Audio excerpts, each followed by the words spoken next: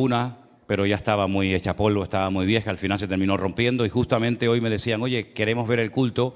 Digo, bueno, pues vayan y compren una televisión buena, grande, y la están estrenando hoy con el culto. Así que bueno, gracias al Señor. Saben, hermanos, para los que no sepan, esta finca no es un juguete, ahí no van a ir cualquier persona. Esto tienes que ganarte el puesto y tienes que demostrar tu fidelidad a la obra. No es que no, yo me voy de vacaciones a Alicante, no. Esto es un ministerio. El ministerio es lo más sagrado del mundo, mucho más sagrado que cualquier profesión, mucho más sagrado que cualquier trabajo. El trabajar para el Señor es lo más sagrado del mundo. Y estos hermanos están trabajando para la obra del Señor, ¿verdad? De una forma material, pero están trabajando al fin y al cabo para el Señor. Y hoy presten atención al mensaje porque una de las cosas que yo tengo siempre en mi corazón es que terminemos acostumbrándonos a las bendiciones y como que no valoramos el trabajo de otras personas. Por ejemplo, en esta congregación muchos de ustedes cuando vinieron ya estaba abierta, ya estaba funcionando, con sus pros, con sus contras, pero todo estaba hecho. Sí, esta moqueta cuando tú viniste ya estaba puesta, pero alguien la tuvo que poner. Y estas sillas se tuvieron que comprar y se tuvieron que ir a buscar. Y estos equipos de sonido, y estos instrumentos, y estas cámaras, y estas luces. Y detrás de todo esto que tú ves hay un trabajo de otras personas que algunos están con nosotros, otros pues ya no están por lo que sea. Y una de las cosas que tenemos que tener en la vida es gratitud a lo que otros hermanos han hecho para que nosotros hoy podamos disfrutar de ello, ¿vale? El hecho de que tú hayas llegado y te lo hayas encontrado todo hecho, pues oye, no significa de que cuando alquilamos este local hace ya 20 años atrás estaba como lo estás viendo ahora. Sí, esto era un desastre, aquí no había absolutamente nada, pero nada de lo que ves, al contrario, todo estaba roto, estaba viejo, estaba abandonado. Esto era un almacén de maquinaria, de obras, y aquí se ha trabajado mucho, como se está trabajando mucho en nuestra finca de Alicante, para que cuando se hagan los campamentos, los retiros, las preparaciones para preparar obreros, reuniones para matrimonios, esté todo bonito, esté todo bien acondicionado. Y quiero darles como testimonio que hay para mí dos cosas que son fundamentales en la obra. Yo por lo menos como pastor las valoro muchísimo. Una es la disposición de la gente. Tú puedes tener muchas ideas, puedes tener muchos recursos, puedes tener muchos proyectos, pero si no hay mano de obra, ¿vale? Si no hay obreros, poca cosa se puede hacer. Pero también hace falta recursos. Podemos tener mucha gente dispuesta, podemos tener muchos corazones dispuestos a ir allí, aquí o donde sea, pero ¿y si no hay recursos? ¿Sabe la cantidad de dinero que cuesta todo, hermano? Y gracias a Dios que no estamos pagando mano de obra, pero todo, el cemento, la arena, los bloques, las ventanas, las puertas, los colchones, las almohadas, todo cuesta dinero. Y quiero decir para la gloria del Señor que hasta este momento, desde el día que firmamos y ya está todo, digamos, escriturado de la finca, pues no ha faltado ni una cosa ni otra. Quiero contarles como testimonio de que yo estaba este verano allí en una parte de la finca, cortando una serie de árboles y trabajando allí, aportando lo que uno pueda. Y en medio del trabajo, recibo una llamada precisamente de Jeremías, de nuestro hermano Jeremías de San Francisco, que habían sentido en su corazón mandarnos una ofrenda de $2.000. Y estábamos ahí trabajando, ¿verdad?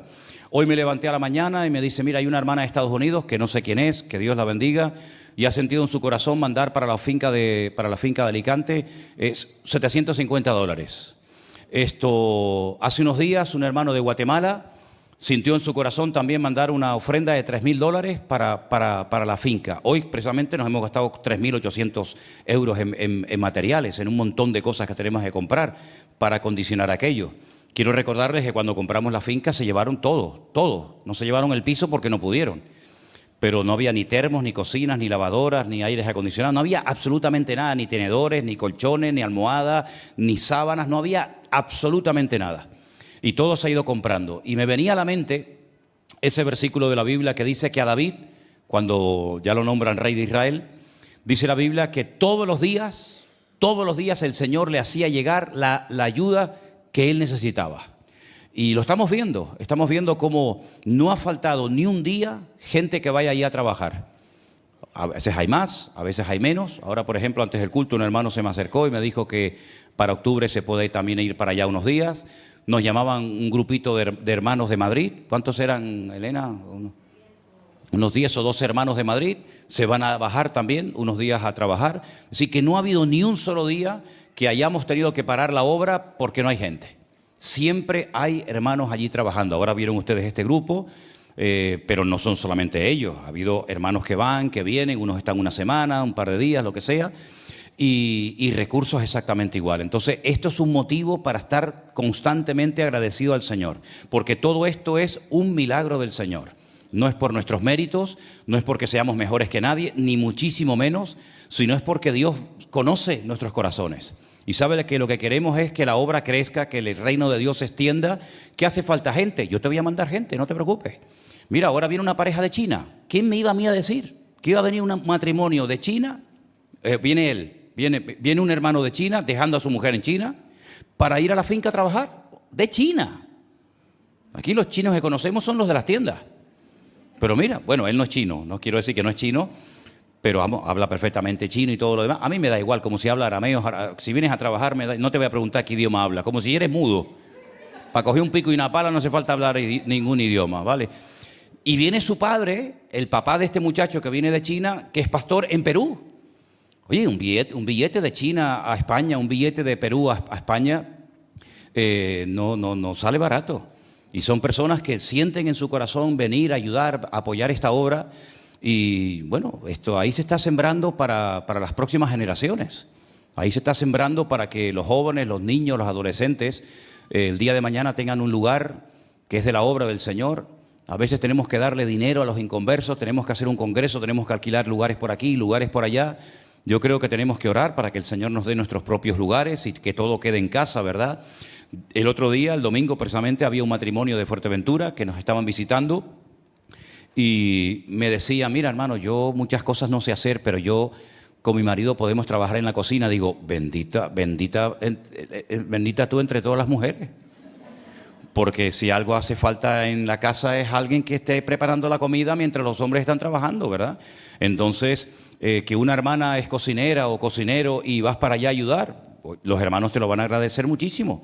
Porque si no hay que parar, preparar la comida, volver otra vez a trabajar, y damos gracias al Señor por las hermanas que han ido, que han estado en la cocina haciendo la comida, y ha sido una bendición tremenda. Así que quiero decir, para la gloria del Señor, que ni un solo día, desde hace 4 meses, me parece que estamos ya allí, no han faltado ni los recursos ni los obreros. Yo sigo diciendo lo de siempre. Ustedes dirán, bueno, es que este hombre se repite mucho. Bueno, diga lo que quiera. El que se aburre, el que se deprime en la obra del Señor es porque quiere.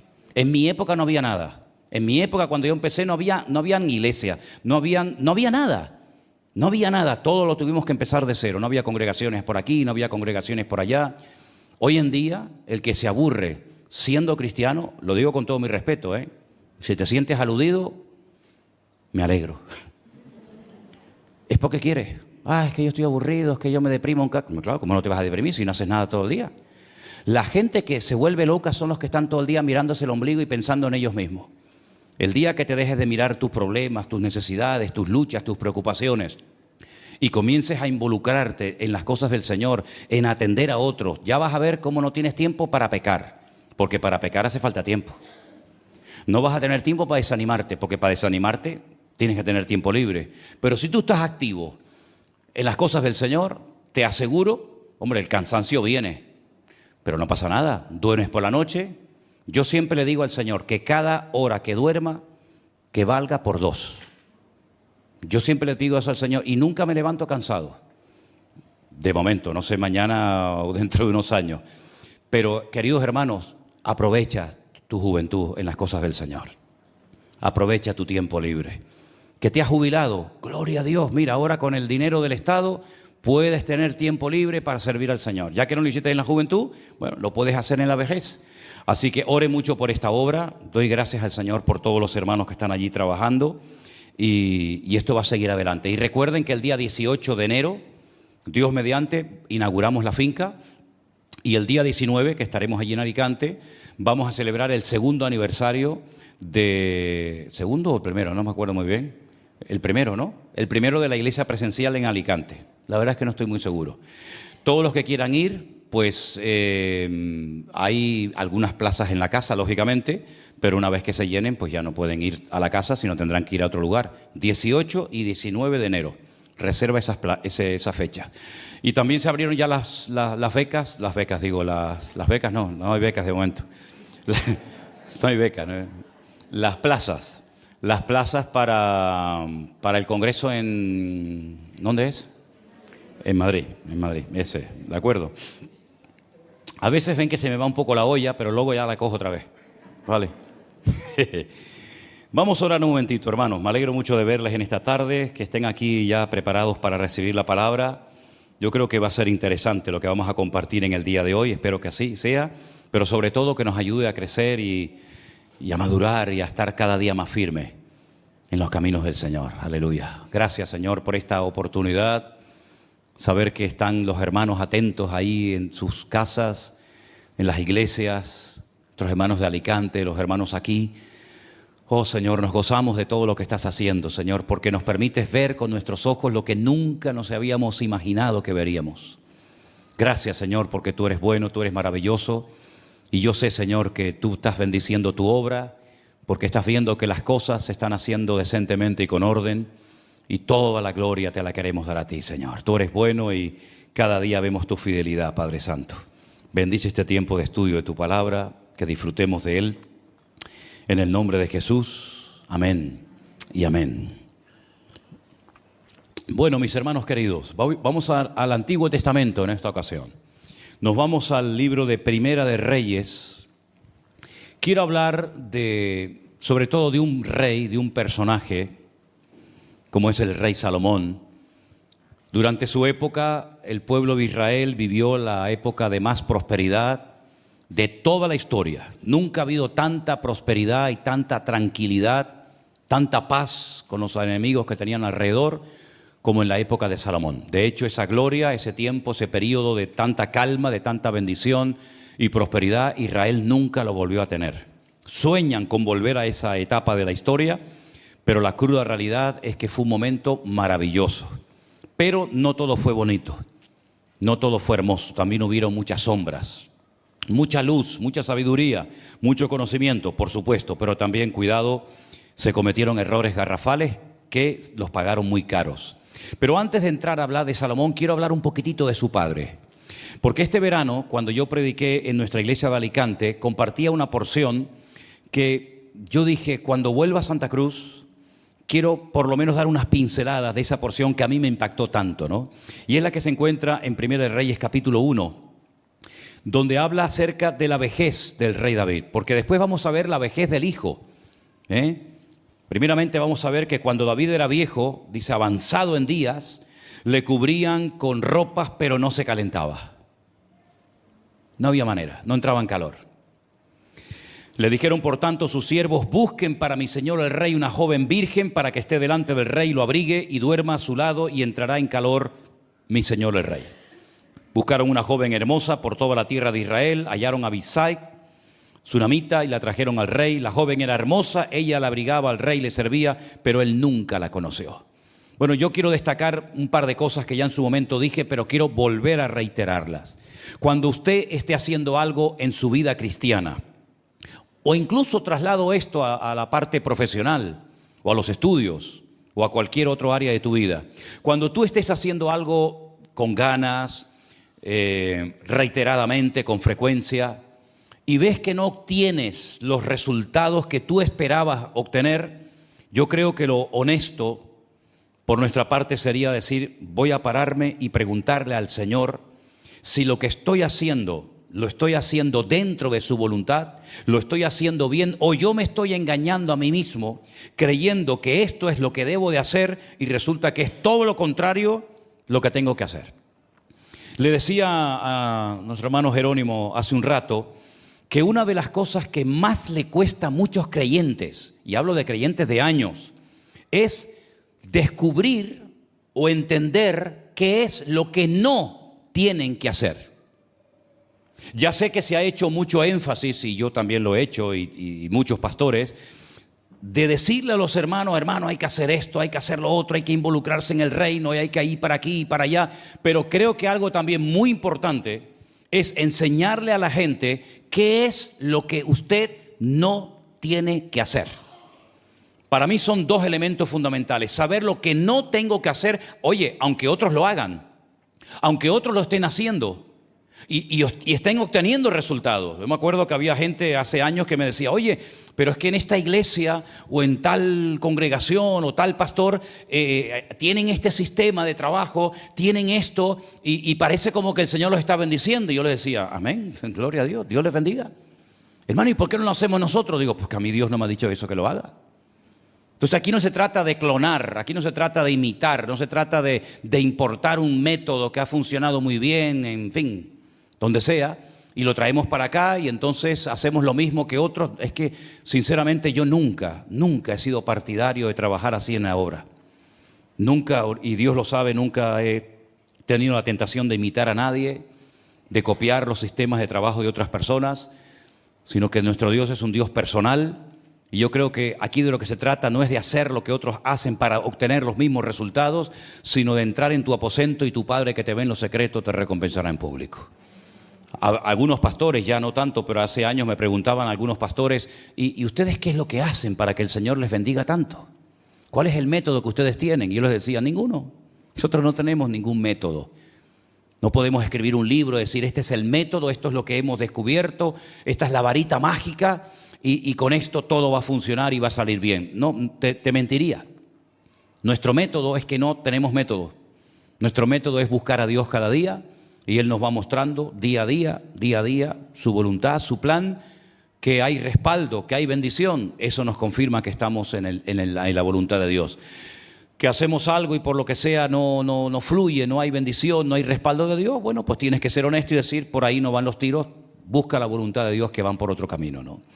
Entonces creo que es muy importante que nosotros nos demos cuenta que cuando estamos reiteradamente, incluso con fe, con ganas, con ilusión, haciendo algo, pero que no sale, que no funciona, oye, párate y le di al Señor, Señor, muéstrame el camino. A David lo tapaban y venga mantas y otra manta y lo cubrían y dice que no se calentaba bajo ninguna manera. Bueno, pues habrá que hacer algo diferente. Ya lo decía Albert Einstein, decía, si quieres resultados diferentes, no hagas siempre lo mismo. Prueba otra forma, prueba otra manera. Busca la voluntad de Dios, párate un tiempo, analiza, pregunta, infórmate, pero no caigas en la rutina de decir, bueno, esto es lo que tengo que hacer, esto es lo que tengo que hacer, y a lo mejor estás haciendo todo lo contrario a lo que el Señor quería que tú hicieras con tu vida, con tu tiempo, con tus recursos, etcétera, etcétera. Al final a alguien se le ocurrió buscar a una joven virgen, que al final dice que nunca la conoció, y dice que al acostarse junto a él, pues lo cubría y le daba calor. Bueno, pues hay que buscar otra forma y el Señor te va a mostrar, sin lugar a dudas, si tú quieres y si quieres aprender y si quieres corregir el rumbo, estoy seguro que el Señor te va a decir, eso no te corresponde hacerlo a ti. Y también es muy importante, y quiero decirlo, saber lo que tenemos y lo que no tenemos. Hay algunas personas que piensan que podemos hacer cualquier cosa porque como somos creyentes Dios nos va a respaldar. No es así.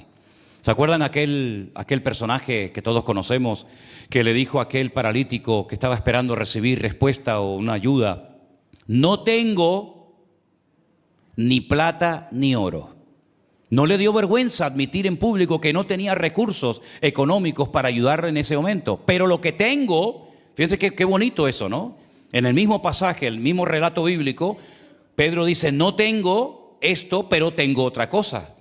Y lo que no tengo, pues lógicamente no te lo puedo dar. Pero lo que tengo, sí te lo puedo dar y compartir. Y todos sabemos el resto de la historia, cómo el Señor se glorificó y en el nombre de Jesús se produjo un milagro más en las puertas del templo de Jerusalén, en la puerta de la Hermosa. Entonces también es muy importante, y más cuando vas ya avanzando en años, ¿verdad? Cuando uno es joven, pues parece que es un caballo desbocado, ¿no? Uno se lleva por impulsos, por emociones, ¿verdad? Por deseos personales, pero cuidado. La madurez hay que demostrarla y una forma de demostrar la madurez como creyente, independientemente de la edad que puedas tener. Hay gente con 20 años que son más maduros que gente que lleva toda la vida en el Evangelio porque no han madurado y crecido como tenían que haberlo hecho, ¿no? Es muy importante decir, Señor, si tú no me has capacitado para esto, ¿por qué me empeño yo en hacerlo? A veces necesitamos de la colaboración y de la ayuda de otras personas. José sabía lo que el Señor tenía para su vida, pero necesitó de un faraón que lo sacara de la cárcel y que le diera una oportunidad en la vida. Y así podemos ver en la Biblia que a veces Dios pone a nuestro lado a la persona que nos va a complementar, a la persona que nos va a ayudar. Miren, por ejemplo, ahora volviendo otra vez a la finca de Alicante, ahí hay un grupo de hermanos, pero todos no están haciendo lo mismo. Hay diferentes trabajos, diferentes funciones. Y en el cuerpo de Cristo dice la Biblia que cada miembro es diferente al otro, ninguno es más importante ni inferior al otro, pero cada miembro tiene que saber para lo que ha sido diseñado, para lo que ha sido capacitado y para lo que no ha sido diseñado ni capacitado. Es decir, si usted no tiene voz para cantar, ¿por qué se empeña en cantar? Pero a lo mejor es un pianista extraordinario, pues hermano, toca el piano. No, pero es que resulta que el del piano quiere cantar y tiene una voz terrible, y el que sabe tocar el piano... Hermanos, seamos honestos, reconozcamos lo que Dios nos ha dado, pongamos eso al servicio de la obra de Dios, y lo que no nos ha dado, no te frustres. Dios se lo habrá dado seguramente a otro hermano, y así nos complementamos y no peleamos los unos a los otros, sino que nos ayudamos mutuamente. Amén, hermanos. Y cuando hay armonía, cuando hay compenetración en el cuerpo de Cristo, dice la Biblia que eso trae unidad, y la unidad que trae bendición y vida eterna. Ahora bien, David terminó sus días con un buen testimonio. Hombre, lógicamente el hombre tenía frío, el hombre ya no daba más, un hombre anciano, había peleado muchas batallas, había sido un instrumento tremendamente poderoso en la mano de Dios, pero su sueño no lo vio cumplido. El sueño de David, sobre todo en los últimos años, era construir un templo, una casa a su Dios. El Señor le dijo que él no lo iba a hacer, pero no se enfadó con Dios, no peleó con Dios, sino que el Señor le mostró que él tenía que preparar todos los materiales, someter a todos los enemigos para poder tener paz en medio de la construcción, y que su hijo Salomón sería el que iba a construir el primer templo de Jerusalén. Por lo tanto, él entendió a lo que Dios lo había llamado y capacitado. David era un hombre de guerra, David no era un constructor, pero sin embargo Salomón nunca fue a la guerra. ¿A qué guerra fue Salomón? ¿Con quién peleó Salomón? Con nadie. Si todos los enemigos que rodeaban a Israel o eran tributarios, o estaban derrotados, o se habían rendido.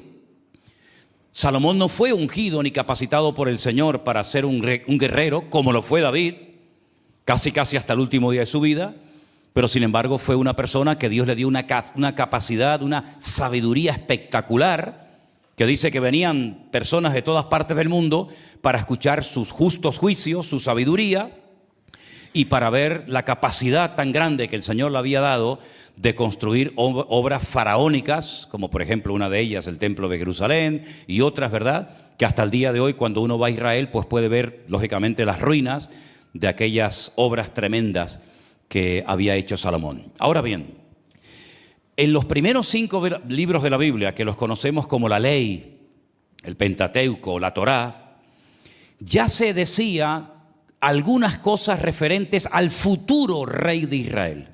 Es decir, llegaría el momento en el que en Israel habría una monarquía, habría un rey. El problema con Saúl fue que el pueblo se precipitó. El problema no fue que Israel no iba a tener nunca un rey, ese no era el problema es que se adelantaron en el tiempo.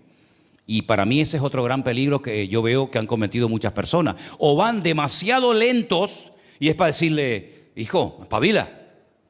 O van demasiado acelerados y hay que decirles, tranquilo, no corra que te la vas a pegar.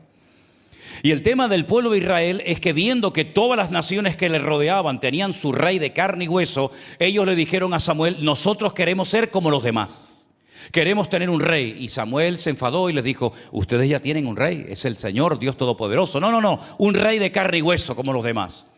¿Lo iban a tener? Sí. La Biblia dice cómo tenía que ser ese rey, lo que podía hacer, lo que no podía hacer, lo que podía tener y no, sí, pero se adelantaron. Y al final, ¿qué pasó con Saúl? Cuando tú haces las cosas precipitadamente, sin consultar con Dios, en la carne, todo aquello que parecía muy bonito al principio, se termina convirtiendo en un juguete roto, que se te vuelve en tu contra. Saúl creó una expectativa muy grande, al fin y al cabo ya la gente era contenta, ya estaban contentos, tenemos nuestro rey, pero al final aquello salió mal, porque todos conocemos, ¿no? Lo que empieza mal, termina mal. Saúl fue un desastre, llevó al pueblo a la ruina material y a la ruina espiritual, que es la peor de todas, porque de la ruina material se puede salir, pero a veces de la espiritual es más complicado. Quiero leerles, me voy a saltar un poquito la línea. Pero en Deuteronomio capítulo 17, fíjense las características que dice la Biblia que tenía que tener el rey. 17:14 de Deuteronomio. Instrucciones acerca de un rey. Ahí lo tienen. Cuando hayas entrado en la tierra que el Señor tu Dios te da, y tomes posesión de ella y la habites, y digas, pondré un rey sobre mí, como todas las naciones que están en mis alrededores, ciertamente pondrás por rey sobre ti al que el Señor tu Dios escogiere. De entre tus hermanos pondrás rey sobre ti. No podrás poner sobre ti a hombre extranjero que no sea tu hermano. Pero, escuchen bien, él no aumentará para sí caballos, ni hará volver el pueblo a Egipto con el fin de aumentar caballos, porque el Señor os ha dicho, no volváis nunca por este camino. Escucha bien esto. Parece que Salomón se olvidó de este versículo. Ni tomará para sí muchas mujeres, para que su corazón no se desvíe, ni plata ni oro amontonará para sí en abundancia. ¿Qué te parece? Ahora, si nosotros vamos otra vez a Primera de Reyes, concretamente al capítulo 11, escuchen lo siguiente. Con la advertencia de la ley de que el rey de Israel no podía tener ni demasiadas riquezas, ni un montón de mujeres, ni un montón de caballos. Escuchen ahora esto.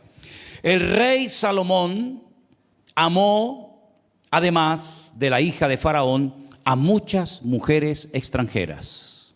Primera de Reyes, capítulo 11, verso 1. Amó a las de Moab, a las de Amón, a las de Edom, a las de Sión y a las Eteas. Si no sale ahí las de la palma, las de la gomera y el hierro, porque no estaban. Si no, también hubieran aparecido. Es decir, amó a todas, a todas. Las edomitas, las de Sión, las de Moab, todas.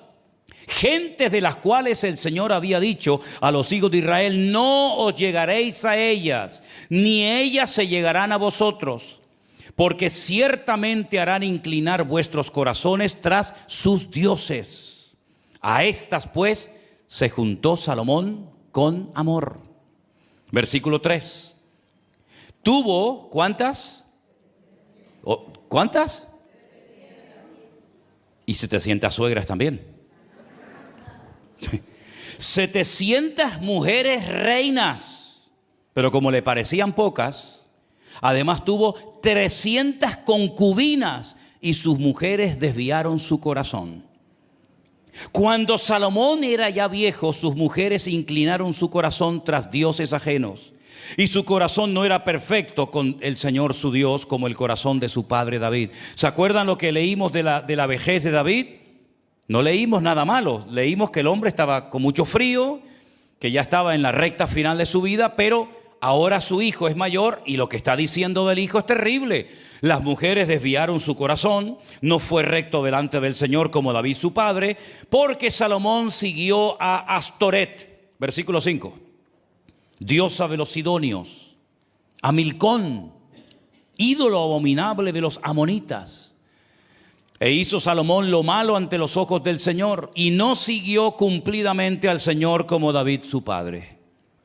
Entonces edificó Salomón un lugar alto, a Quemos, ídolo abominable de Moab, en el monte que está enfrente de Jerusalén. ¿Y ese monte cuál es? El monte de los olivos.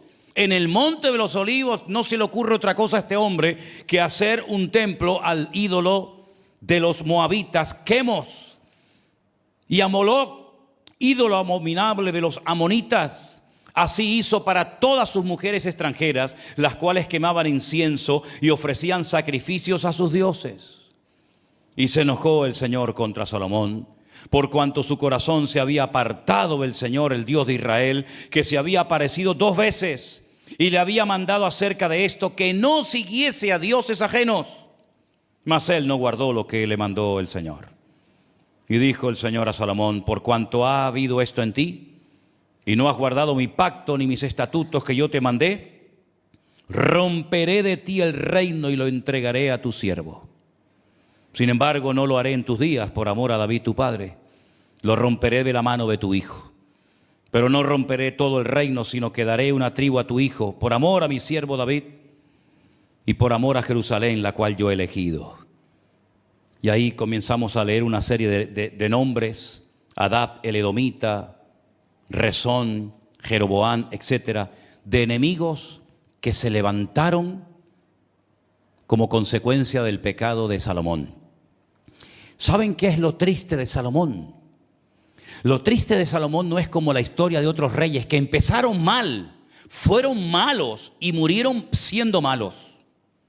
Lo triste de Salomón, por lo menos desde mi punto de vista, es que Salomón empezó muy bien. Él conocía la palabra de Dios. Por ejemplo, cuando ustedes comienzan a leer los primeros capítulos del libro de Proverbios, él cuenta cómo su padre le enseñaba la ley.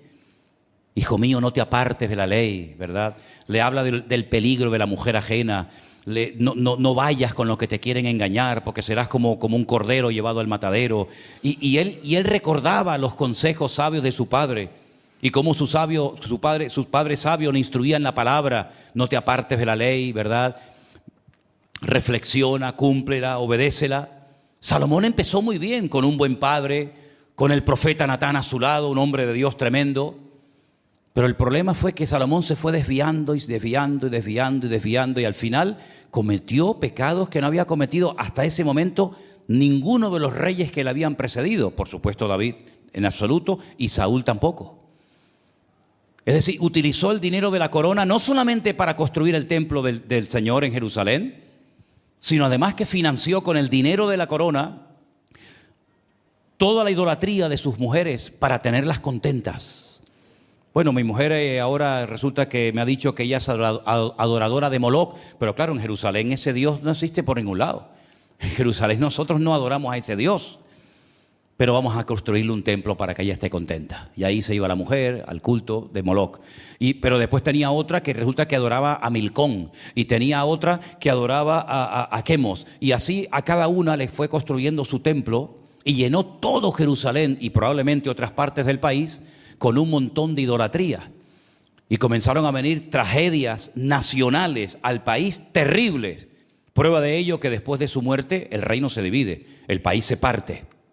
Oye, qué bendición cuando hay un líder, cuando hay un político que trae unidad, como trajo David, ¿verdad? Que enseña a la gente a buscar a Dios, que trae unidad nacional y espiritual al pueblo. Pero qué desgracia cuando hay personas con poder, con autoridad, con gran influencia, y lo que traen es ruina y división y parten el país en dos, y ahora estos contra estos y estos contra los otros, ¿verdad?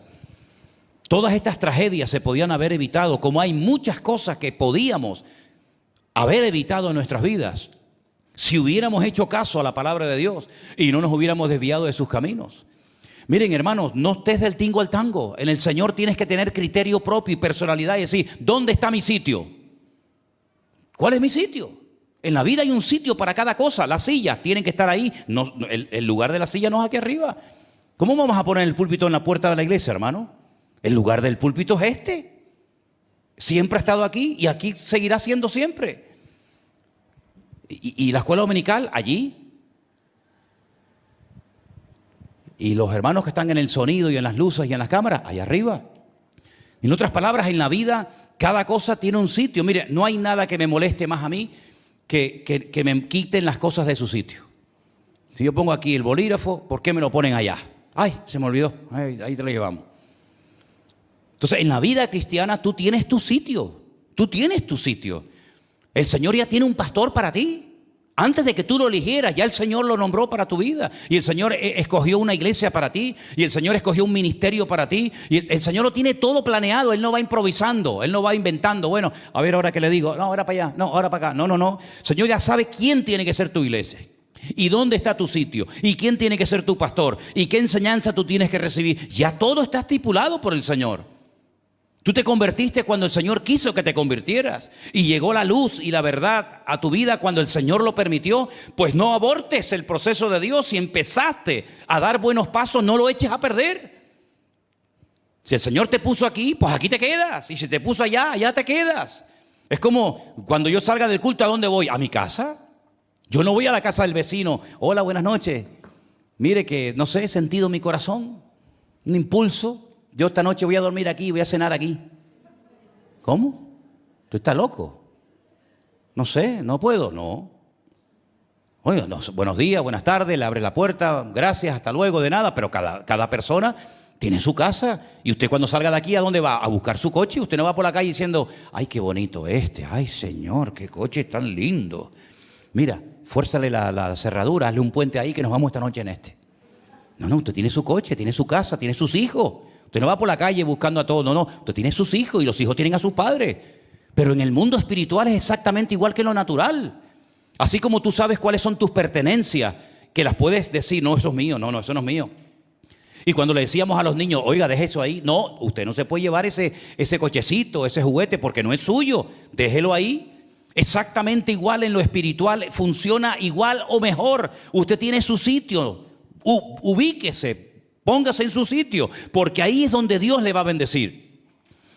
¿Por qué el Señor nos ha bendecido tanto y nos ha usado tanto en estos años, hermano? Porque yo he estado siempre donde tengo que estar. Yo no estoy ahora aquí, ahora estoy allá. No, ahora sí soy pastor, ahora no soy pastor. Ahora te quiero, ahora no te quiero. No, yo he estado siempre donde tengo que estar. Unos van, unos vienen, ahora entro, ahora salgo, ahora para aquí, ahora allá. Yo siempre he estado aquí desde hace más de 20 años, siempre he estado en mi sitio, en la obra del Señor. Ese es mi sitio y de ahí no me mueve nadie. Me acuerdo una vez que estábamos en Galicia en una boda y se me acercó un señor que era un líder del Partido Popular en Galicia y me dijo, así como te lo voy a decir, con el pico que tú tienes, nos harías una ayuda tremenda en la campaña. ¿Por qué no te involucras a nuestro equipo? Digo, ¿quién, yo? ¿Que me involucre en qué? No, el pico que usted dice que tengo, Dios me lo dio para predicar su palabra. No, es que te pagamos todo. A mí me da igual como si me quieres comprar una casa de oro. No me tientan tus ofertas, porque yo sé a lo que Dios me ha llamado, sé cuál es mi sitio y sé cuál no es mi sitio. ¿Te das cuenta? Entonces tú en el Señor te das cuenta de que David, ¿para qué fue levantado? Para derrotar a los enemigos y dejar todo preparado para que su hijo Salomón levantara el templo. ¿Y Salomón para qué lo levantó el Señor y lo capacitó? Para levantar el templo y para comportarse como Dios manda. ¿Qué pasó? Se comenzó a juntar con las personas equivocadas. Claro, yo me imagino, es una opinión personal, seguramente muchos me van a dar la razón. ¿Ustedes creen que las 700 mujeres y las 300 concubinas que tenía este caballero eran las más feas del mundo? Dirían, bueno, vamos a buscar las mujeres más feas del mundo y se las vamos a llevar al rey Salomón. Yo me imagino que usted entraba al harén de Salomón y uno decía, mi madre, ¿pero esto qué es? ¿No? ¿Sí o no? Bueno, yo sé que ustedes están en un nivel espiritual que estas cosas no les afectan. Pero bueno, tienen que ser unas mujeres hermosísimas, las mejores del mundo. Pero al final, él no ganó a una ni las llevó a ninguna a los pies del Señor. Sino que ocurrió lo que el Señor dijo que le iba a ocurrir a todo hombre, fuera rey o profeta o lo que fuera, que se juntara con las personas equivocadas. Terminaron doblando su corazón y haciéndole pecar contra el Señor. Y por una parte invierto millones en la construcción del templo de la casa del Señor, pero al mismo tiempo estoy mandando a construir los templos para que mis esposas estén contentas. Pero ¿cómo puede ser que por un lado estés invirtiendo en el templo del Señor, que va a ser la casa de Dios, donde va a estar el arca de la alianza, donde va a estar la presencia del Señor, Salomón, y al mismo tiempo estés invirtiendo dinero en construir templos a dioses paganos? Pero Salomón, ¿pero esto qué es? Y la pena de Salomón, ya digo, es que empezó muy bien, pero terminó fatal. Claro, me han preguntado muchas veces, ¿y Salomón se habrá salvado? ¿Se habrá al final arrepentido? Bueno, por ahí dicen algunos que al final sí, que escribió el libro de Eclesiastés, que al final reconoció. Pero qué pena haber desperdiciado tiempo, dineros, ¿verdad? Dar un mal ejemplo. ¿Qué necesidad tendríamos los predicadores de predicar miles de años? Salomón vivió 900 años antes de Cristo. ¿Qué necesidad tendríamos nosotros hoy en día de predicar de los pecados de Salomón? Pero es que es la cruda realidad. Echó por tierra su testimonio. Y si su padre hubiera levantado cabeza, se hubiera muerto otra vez de un infarto. Porque fue tremendo el mal ejemplo que Salomón dio. Pensando en agradar a las mujeres que tenía, desagradó a su Dios. Y saben una cosa que a mí me costó años aprender, pero creo que la he aprendido, que nunca voy a poder agradar a todo el mundo. Jamás. Salomón quería agradar a sus mujeres, que estuvieran contentas. Claro, imagínense lo que es llegar a la casa y encontrarte 700 mujeres con la cara larga.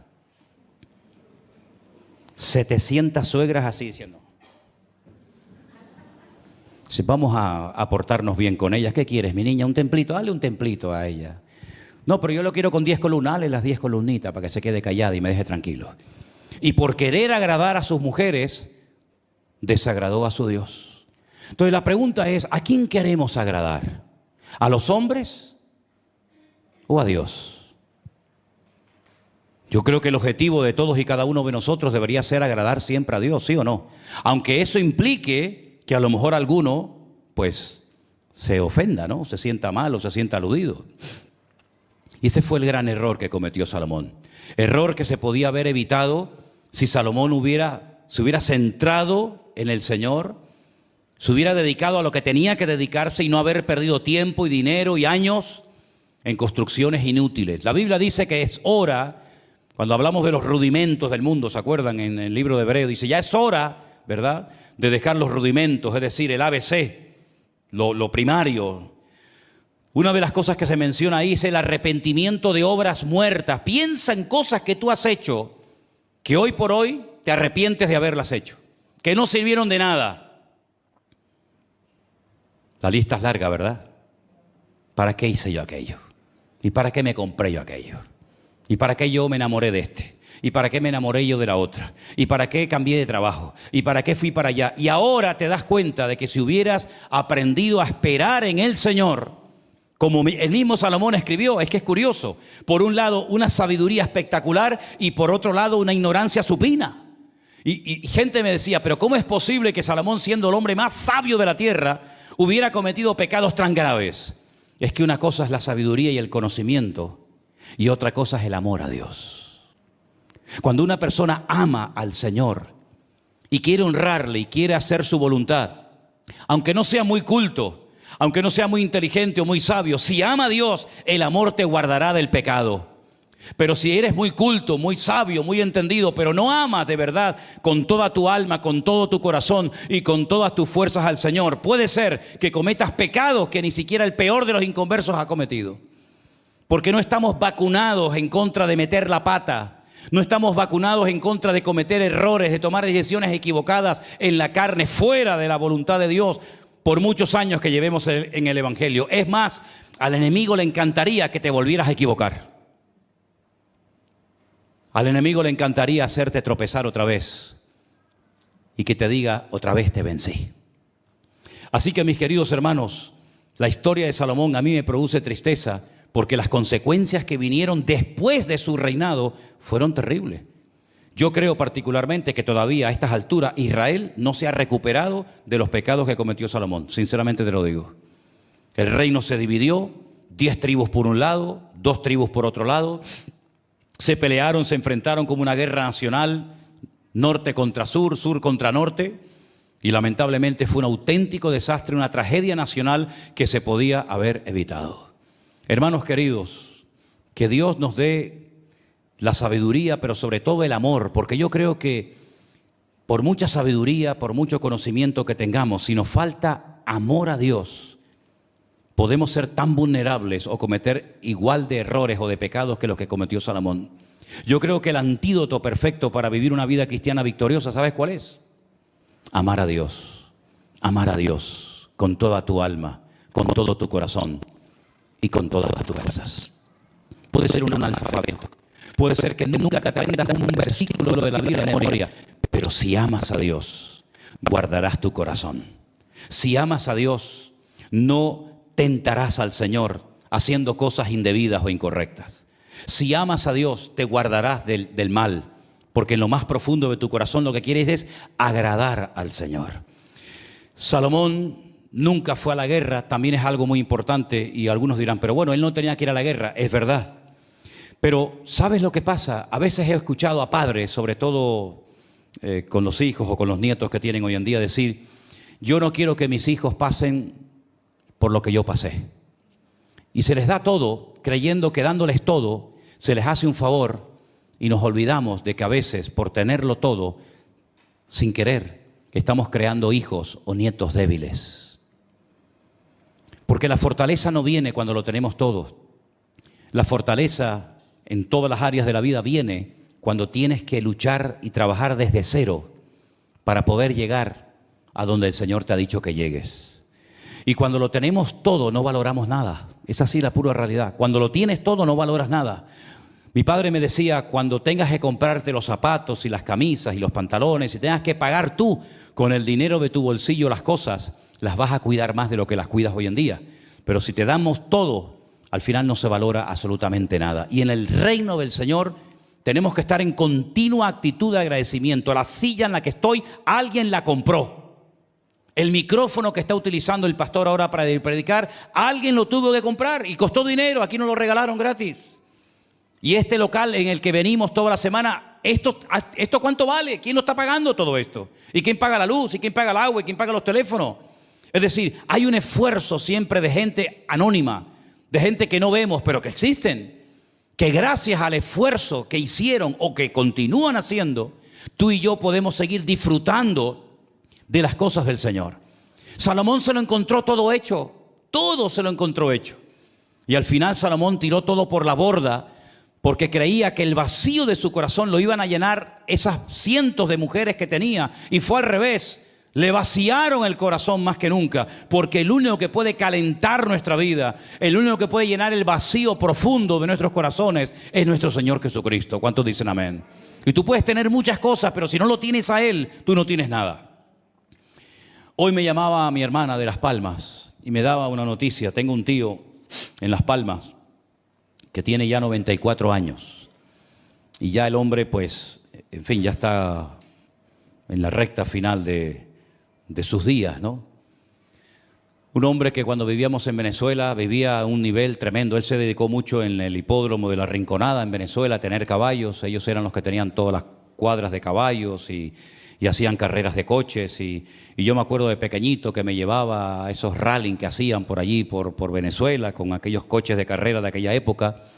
Y pensar que ese hombre que fue todo un hombre muy elegante y muy atractivo y todo eso, que ya está en la recta final, a uno lo hace pensar, ¿no?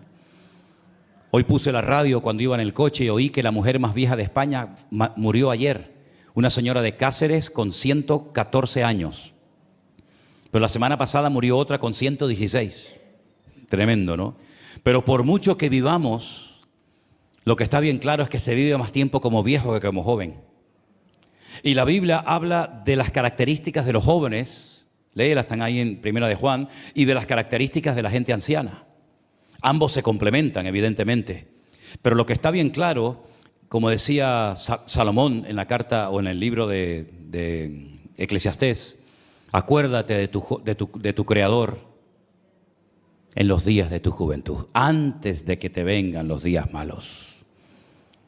Y él comienza a describir el deterioro del cuerpo humano. Él habla de una forma metafórica de las ventanas, de la cuenca de oro, etcétera, etcétera. Pero él va hablando de cómo se va perdiendo la vista, la fortaleza, la visión, cómo los huesos se debilitan. Y dice, lo que hay que hacer antes de llegar a ese punto de la vida, en el que la vida se va, digamos, como apagando, como una vela, lo que hay que hacer es poner al Señor en primer lugar. Dice, porque el fin de todo discurso, el fin de leer y leer y leer y aprender y acumular libros es teme al Señor y guarda sus mandamientos. Y él llegó a una situación en su vida en el que se dio cuenta de que perdió mucho tiempo. Y el tiempo es el don más hermoso que tenemos los seres humanos, pero no se puede recuperar el que perdemos. Tiene esa característica. El tiempo es algo maravilloso. Cuando te levantas por la mañana, todos tenemos las 24 horas, los mismos minutos, los mismos segundos. El sol sale para todos, se oculta para todos. Pero el tiempo que pierdes ya no lo puedes recuperar. Se pierde, ya no vuelve nunca más. El pasado ya forma parte del pasado y ya no puedes volver a él. No hay forma, pero sí puedes corregir tu presente. Sí puedes corregir tu presente para no cometer errores en el futuro. Y sí puedes poner hoy una buena base en tu vida, un fundamento, para que tu vida sea una vida eficaz en el reino. Y cuando termines la carrera, que la vamos a terminar todos, todos vamos allí. Cuando terminemos la carrera, para mí las palabras más hermosas que el Señor podría decirnos es: buen siervo fiel, sobre poco has sido fiel, sobre mucho te pondré. Entra en el gozo de tu Señor. Quiero terminar diciendo que una vez aquí en Tenerife, una persona me llamó, hoy en día es pastor, me llamó y me dijo, tengo dos opciones, o irme a una escuela bíblica a estudiar y prepararme para servir al Señor, o aceptar la beca, una beca que me han dado para ir a estudiar artes marciales a Japón. ¿Qué consejo me das? Y le dije, bueno, mira, si aceptas la beca para ir a Japón y hacerte un maestro en artes marciales, cuando te presentes delante de Dios el día de mañana y Él te diga, ¿qué has hecho para mí? Le vas a decir, he roto 44 brazos, he partido 3 cabezas y he derrotado a un montón de gente. Ese es el currículum que tú le vas a presentar delante de Dios. Pero si optas por prepararte y servir al Señor, cuando llegues vas a poder llevarle al Señor lo único que le vas a poder llevar. Y son almas de gente restaurada, vidas transformadas por el poder de Dios. Tú eliges, o partes brazos, cabezas y eres un fenómeno en artes marciales, o te esfuerzas por ser un siervo de Dios. Y lo dejé. Hoy en día es pastor, hace ya años que es pastor. Yo solamente les digo a todos y a cada uno de ustedes lo siguiente. La vida pasa volando. Cuando te das cuenta, se fue. Si no, mira la edad que tienes ahora. Hasta hace poco ni te imaginabas que ibas a poder llegar a esta edad. Hasta el otro día tenías 18, 15 años, 14 o lo que sea. Aprovecha el tiempo. Tú has empezado bien. Muchos de ustedes empezaron bien. No todos empezaron bajo nuestro ministerio, ni bajo nuestra cobertura, ni bajo esta iglesia. Pero si Dios te dio la oportunidad de venir aquí, no metas la pata, no la vuelvas a liar otra vez. Valora la iglesia que tienes, valora la enseñanza que recibes, valora los pastores que tienes, valora todo lo que tienes, porque si no valoras, la Biblia nos enseña que tenemos que ser agradecidos con la herencia espiritual que hemos recibido. Y el mundo dice que a veces no sabemos lo que vale una cosa hasta que la perdemos. No tienes necesidad de perder ninguna bendición para darte cuenta de lo privilegiado o de lo privilegiada que eras, ¿verdad? Así es que vamos a orar en esta tarde a nuestro Dios y pedirle de corazón, con humildad al Señor, Señor, yo he empezado bien, no quiero terminar mal. Porque es que hay un ejemplo en la Biblia de un hombre que empezó de maravilla, súper bien, y terminó súper mal. Entonces, es una advertencia para nosotros. ¿Quién nos dice a nosotros que si bajamos la guardia, que si metemos la pata, no podemos pecar igual o peor que Salomón? Nadie nos lo asegura. Es más, nos puede pasar lo mismo. ¿O es que somos mejores que aquellos hombres de la historia? No, somos iguales, sujetos a pasiones semejantes a las de cualquiera. Por lo tanto, si has empezado bien, te regalaron una Biblia. Oye, gloria a Dios, tengo una Biblia. Hay hermanos que no tienen Biblia. Hay gente que no tiene una iglesia. Hay gente que no ha tenido nunca un pastor. Elena nunca tuvo un pastor. Nunca tuvo un pastor en su iglesia. Eran ancianos, hermanos. Hoy predica uno, hoy predica el otro. Tú tienes una iglesia. Tienes jóvenes que puedes salir con ellos a tomar algo, cenar, irte a la playa. Tienes un marido cristiano, una esposa cristiana. Tienes un hijo que está yendo ahí a la guardería de los niños. Esta iglesia tiene 3 pastores, hermano. ¿Sabe lo que significa eso? 3 pastores. Dios los trajo a uno de Venezuela, de allí de Petare o de donde fuera. Dios trajo a otro de Uruguay. Y bueno, y a otro lo trajo de aquí, ¿no? ¿Vale? ¿Sabes? Tienes 3 pastores. Tienes 3 pastores. Tienes iglesia aquí, tienes iglesia allá, tienes más allá. Valora lo que Dios te ha dado. Yo cada día le doy gracias al Señor por lo que Dios me ha dado. Y nunca me he quejado, sino al contrario, Señor, gracias te doy. Gracias te doy. Gracias. Y si le doy gracias también al Señor por algo, es que yo en el reino de Dios, yo empecé bien y no quiero terminar mal. ¿Se imaginan ustedes qué mal terminó Malodosierra? En idolatría, en pecado, destruido. No. El temor de Dios y el amor que le tengo al Señor hace que le pida cada día, Señor, dame fuerzas para no abandonarte nunca. Porque muchas son las miradas que están sobre nosotros, ¿verdad? Muchas son la gente que te analiza, que te escucha, mira lo que dijo, mira lo que no dijo, mira el anillo que trae, mira el coche que tiene, mira la guitarra, mira no sé qué. Yo sé que hay mucha gente que lo mira todo con lupa, ¿no? Pero que podamos terminar la carrera diciendo, este hombre fue fiel. Esta persona se esforzó y su pasión era servir a Dios. No había otra pasión en su vida más que servir al Señor. Y así fue desde que tenía 17 años hasta que murió. Que a todos y a cada uno de nosotros nos encuentre el Señor siempre activos en el reino. Yo siempre me he preguntado, Señor, cuando tú vengas, ¿qué estaré haciendo en ese momento? Y eso me da temor, ¿no? Que cuando el Señor venga no diga, ¿qué estabas haciendo, mi niño? ¿Qué estás haciendo ahí? ¿Qué estás mirando? ¿Qué estás mirando? Sino que el Señor diga, oye, lo encontré predicando en un púlpito, lo encontré sirviendo a una persona, lo encontré haciendo. Que el Señor te encuentre siempre activo en su reino, para que cuando Él venga no te tengas que avergonzar diciendo, perdóname, Señor. ¿Saben que en YouTube tenemos ya más de 4,000 sermones? ¿Saben lo que significa eso? 4,000 mensajes. Yo ya ni me acuerdo lo que prediqué hace 10, 15, 20, 30 años atrás. Pero mucha gente de vez en cuando me dice, oye, el día tal, el año tal, tú dijiste esto y esto. Y yo digo, qué responsabilidad, Dios mío. Aquello que dije hace años, ¿verdad? Hermanos queridos, valoremos lo que Dios nos ha dado para no perder nada, sino que cada vez el Señor nos dé más de su presencia. Amén. Cierra tus ojitos ahí donde estás. Cierra tus ojos y dile, Señor, gracias por mis hijos. Sí, gracias por mis hijos. Por el rebelde, por el desobediente, pero gracias por los 2, por los 3, por los 4. Gracias por mi casa, por la ropa que tengo, por el cochito que me has dado, o la moto, la bicicleta, o por las piernas que me has dado. Gracias por la Biblia que tengo, Señor, que puedo tener la palabra tuya en mi mano. Y la cuido, Señor, y la acaricio cada día diciendo, lámpara es a mis pies tu palabra y lumbrera mi camino. Aleluya. Gracias por este local, Señor, que lo hemos podido mantener tantos años abierto y nunca se ha cerrado, salvo en los días de la pandemia. Siempre, siempre la puerta ha estado abierta.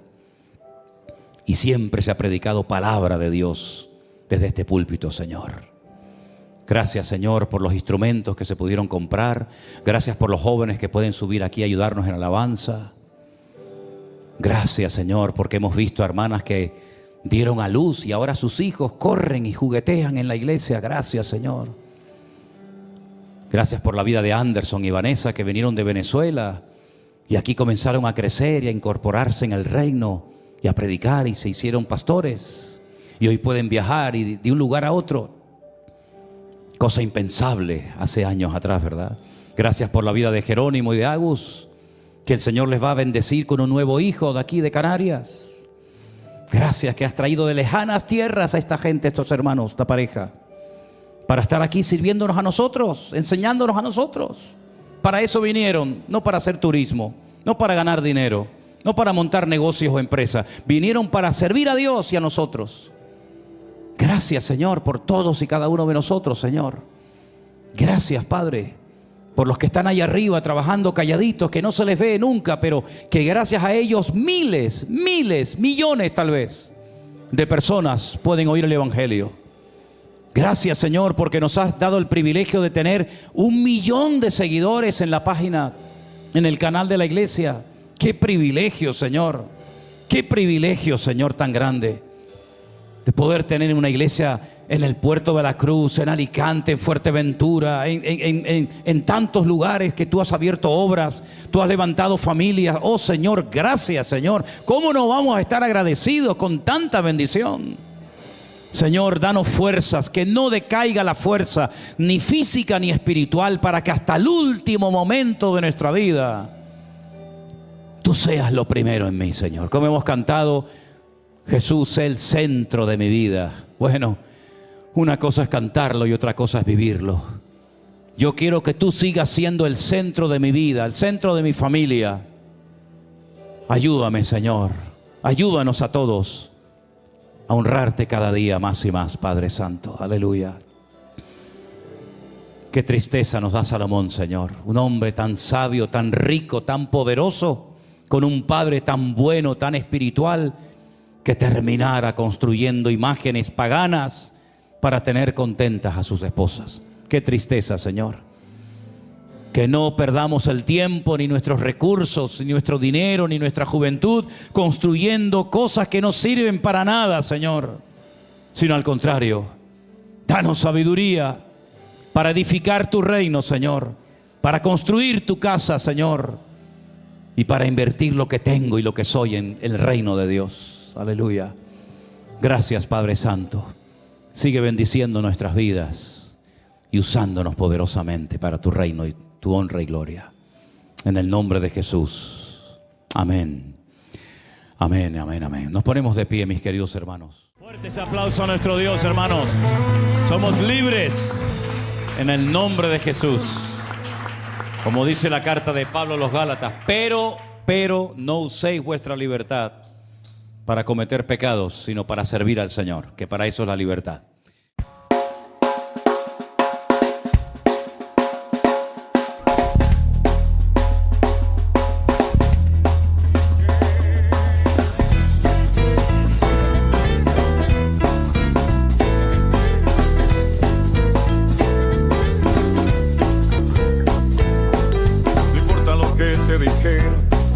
No importa lo que te hicieron, tienes que aprender a descansar en Dios.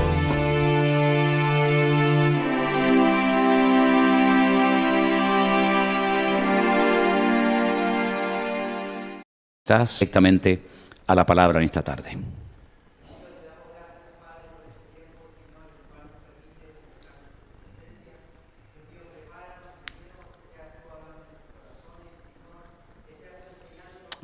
Esta tarde todo. Yo quiero hablar acerca de lo que es el Evangelio y lo que no es el Evangelio.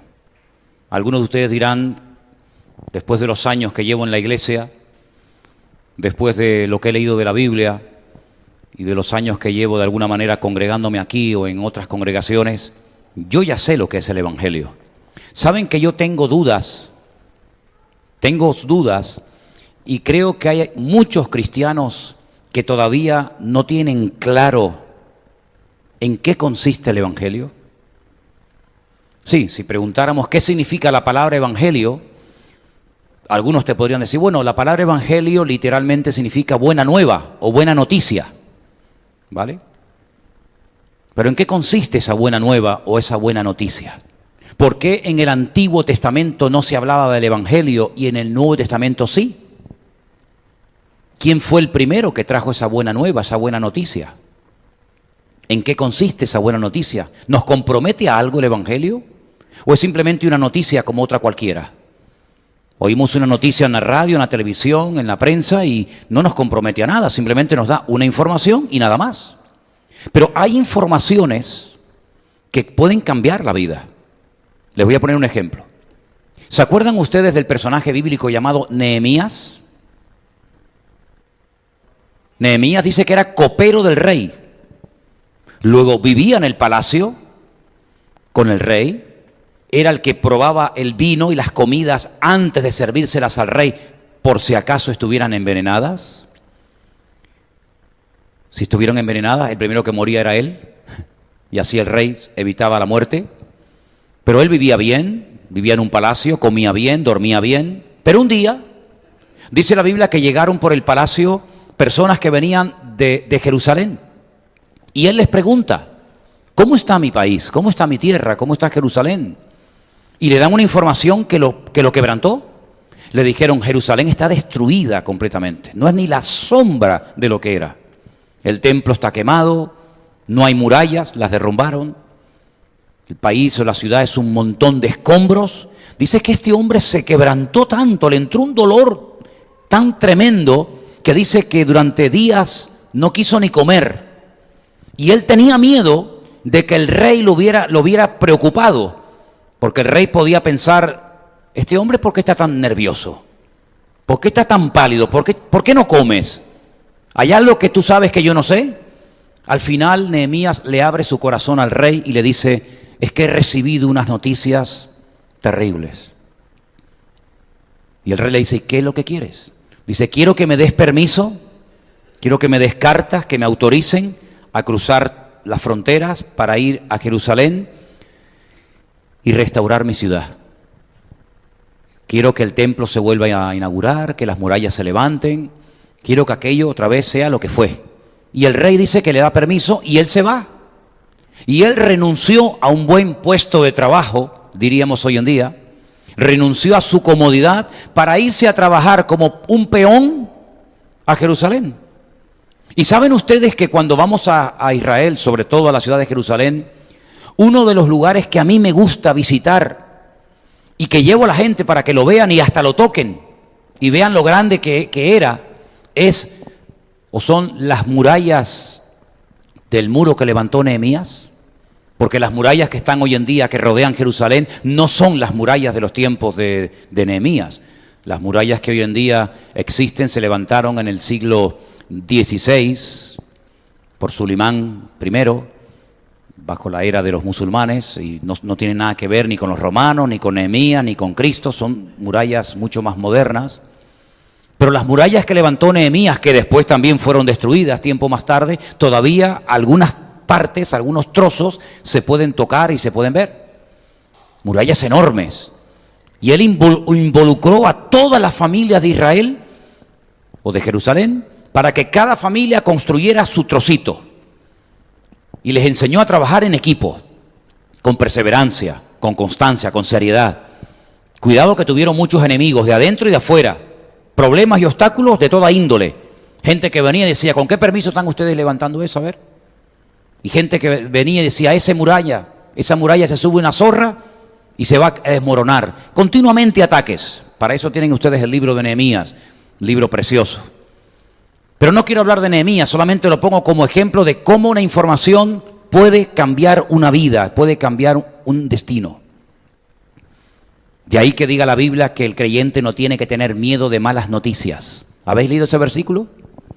Hay un versículo en la Biblia que dice que el creyente no tiene que tener miedo de las malas noticias, porque además cada vez abundarán más las malas noticias, el pesimismo, derrotismo. Pero el Evangelio no son malas noticias, el Evangelio es la buena nueva, la mejor noticia del mundo. ¿Pero qué noticia es esa? La noticia de que Dios amó tanto a este mundo, que manda a su Hijo Jesucristo a la tierra para que cargue el pecado de toda la humanidad, evidentemente el nuestro también, muera en una cruz derramando su sangre y a través de su sacrificio, Él como sustituto nuestro, ocupando nuestro lugar, muera por nuestros pecados y así nosotros, creyendo en su obra, podemos ser perdonados y pasar de muerte a vida y convertirnos en hijos de Dios. Esa es la mejor noticia que un ser humano puede escuchar en esta vida, ¿sí o no? Saber que Dios me amó tanto, tanto, tanto, que viendo que yo nunca voy a poder obtener el perdón de mis pecados, ni con las velas, ni con las misas, ni con los sacrificios, ni con nada, Dios dice, mira, ya está, no sigas, porque es como una hormiga que quiere subir al Everest. Nunca va a poder subir, es imposible. En vez de hacer el esfuerzo ustedes por subir aquí arriba, yo lo que voy a hacer es al revés. Voy a bajar, me voy a encarnar, me voy a hacer como uno de ustedes, humano, limitado en tiempo y en espacio, nacido de una mujer llamada María, y voy a vivir como ustedes y al final de mis días voy a morir en la cruz, pero no piensen que cuando me maten van a acabar conmigo, sino que al tercer día resucitaré y ascenderé otra vez al Padre y le diré, Padre, ya está toda la obra hecha, ahora no los castigas a ellos, me has castigado a mí, y ahora cualquiera de humanos en la tierra que quiera creer en mí y que quiera recibir el perdón de sus pecados, lo vas a perdonar porque yo he muerto por los pecadores. Esa es la mejor noticia, ¿sí o no? La mejor noticia del mundo. Ahora bien, el Evangelio no solamente es una buena noticia, que es la que les acabo de relatar a grandes rasgos, sino que el Evangelio es entrar en el gobierno de Dios, bajo la cobertura de Dios. Vamos a ver, si yo viviera en cualquier país del mundo, en ese país, como en todos, hay unas normas, hay unas reglas. Por ejemplo, cuando vamos a Israel y nos dan la visa para poder entrar en el país, nos dicen que no podemos quedarnos en el país indefinidamente. El máximo que nos permiten ir son 3 meses. Y no podemos trabajar, porque la visa que te dan es de turista, no para trabajar. Si tú te quedas más de 3 meses, por ejemplo, en ese país, automáticamente te expulsan, te ponen un sello en el pasaporte y durante los próximos 5 años no puedes volver más, porque has quebrantado la ley del país. Es decir, cada país tiene sus normas, cada país tiene sus reglas. El Evangelio, el reino de Dios, el gobierno de Dios también tiene sus normas. Y es bueno que las conozcas para que puedas cumplirlas. Amén, hermanos. Cuando Dios creó a Adán y a Eva, Dios le dio instrucciones. Dios le dijo al hombre lo que tenía que hacer y lo que no tenía que hacer. Una de las cosas que le dijo que tenía que hacer era ponerle el nombre a los animales. Yo los he creado, pero no tienen nombre. No tienen nombre ninguno de los animales. Ese es un trabajo que yo te dejo para que tú lo hagas. Y fue el hombre el que, viendo la esencia de cada animal, descubrió la esencia del animal y nombró a cada animal por su propio nombre. Y cada nombre de animal en hebreo significa algo, ¿vale? Dios le dijo, cuida del huerto, lábralo, trabájalo, disfruta, y le fue dando un trabajo, le fue dando unas normas, porque él estaba bajo la cobertura, bajo el gobierno, si me permiten, de Dios. Pero no puedes hacer esto, no puedes hacer lo otro, etc. Cuando el hombre pecó, él era el único ser humano que había, no había multitud, había uno solo. Él era el representante de toda la raza humana, no había más. Y cuando él peca, Dios lo expulsa del jardín del Edén, ya no puede nunca más volver a vivir en él. Va a sufrir una serie de consecuencias terribles, una de ellas la muerte, y queda fuera de la cobertura de Dios.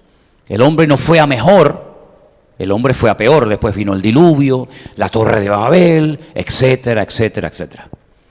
Cuando el Señor Jesucristo viene hace 2000 años, y su primera palabra la encontramos, o su primer mensaje lo encontramos en Mateo capítulo 4, versículo 17, miren cómo comenzó Jesús su ministerio, su mensaje, diciendo, desde entonces comenzó Jesús a predicar y a decir, arrepentíos, porque el reino de los cielos se ha acercado. No se ha establecido todavía, como en algún día ocurrirá, sino que se ha acercado. El reino de los cielos, el gobierno de Dios se ha acercado a ustedes. Ustedes cada vez se alejan más de Dios, pero el reino de Dios se acerca a ustedes. Y para poder volver a entrar en el gobierno de Dios, para poder formar parte del reino de Dios, la condición indispensable es arrepentíos. Tenemos que saber lo que significa, según la Biblia, la palabra arrepentimiento. Porque ¿creen ustedes que una persona puede hacer algo malo y arrepentirse? ¿Sí o no? Pero yo conozco gente que ha hecho cosas malas, se han arrepentido, pero las siguen haciendo. ¿Conocen gente así? Pero es que la palabra arrepentimiento en la Biblia, saben que el Nuevo Testamento se escribió en griego, ¿vale? No en español. Y en griego, la palabra arrepentimiento significa cambiar de dirección.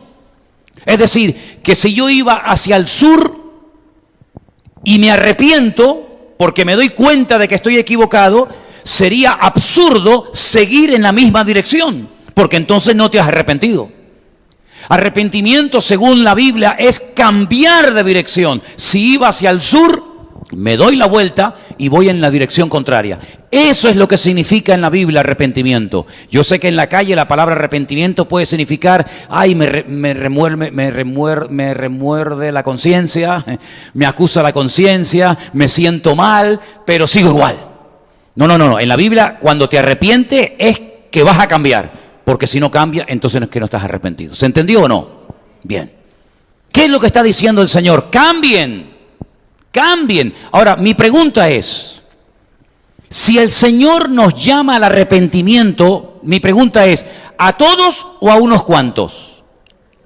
A todos. Luego, todos estábamos en un camino equivocado. ¿Me pueden responder? Si Él nos llama a todos al arrepentimiento, quiere decir que el camino, la vida, entre comillas, cristiana, que llevábamos antes no era la correcta, porque si no, no tiene sentido llamarme al arrepentimiento. El que tiene que arrepentirse, el que tiene que cambiar de dirección, es el que va por un camino equivocado. El que va por el camino correcto no tiene que arrepentirse, no tiene que cambiar de rumbo. Luego, si el Señor a ti, como tú acabas de confesar con tu boca, te llamó al arrepentimiento, Y a mí también, y a todos y cada uno de nosotros. Eso quiere decir, nos guste o no, que el camino por el que íbamos antes no era el correcto. Porque si no, no tiene ningún sentido llamar a una persona que va por el camino correcto, llamarla al arrepentimiento. La pregunta es, pues entonces, ¿por qué camino íbamos antes? Porque en ese camino que todos llevábamos antes, algunas cosas, no todas, algunas cosas las hacíamos bien.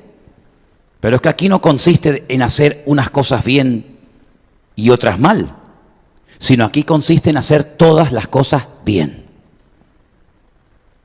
Dicen que algunas personas en los tiempos de Cristo, cuando terminaba el día, tenían unas jarras donde metían o una piedra blanca o una piedra negra. Si el día había sido bueno, si te habías esforzado, si habías hecho las cosas bien, habías agradado a Dios, habías cumplido con su palabra, metías una piedra blanca. Si habías hecho cosas malas, no habías obedecido como tenías que haber obedecido al Señor, metías una piedra negra. Y al final de la semana o del mes, se contaban las piedras blancas y las negras y podías más o menos saber si ibas bien encaminado o ibas mal encaminado según el número de piedras blancas o negras. Pero es que eso no es la vida cristiana, no es una de cal y una de arena. Hoy obedezco y mañana desobedezco, hoy me porto bien y mañana rompo todo. No. La vida cristiana consiste en hacer siempre las cosas decentemente y con orden y hacerlas bien. ¿Cuántos dicen amén? Una de las cosas que todos hicimos mal, todos, yo creo que sin excepción, es quebrantar una de las normas básicas de nuestra relación con Dios. Quiero llevarles al capítulo 20 del libro de Éxodo. ¿Lo tenemos por ahí? Éxodo capítulo 20. Y dice así, preste atención por favor. Habló Dios todas estas palabras diciendo, no lo quites. ¿Quién habló? ¿Quién va a decir lo que ahora vamos a leer? ¿Quién lo habló? Dios. No es un hombre cualquiera, no es uno que apareció por allí y dijo, a ver, voy a decir unas cositas, apúntalas. Dios habló todas estas palabras diciendo, a ver qué dijo Dios. Yo soy el Señor tu Dios, que te saqué de la tierra de Egipto, de casa de servidumbre.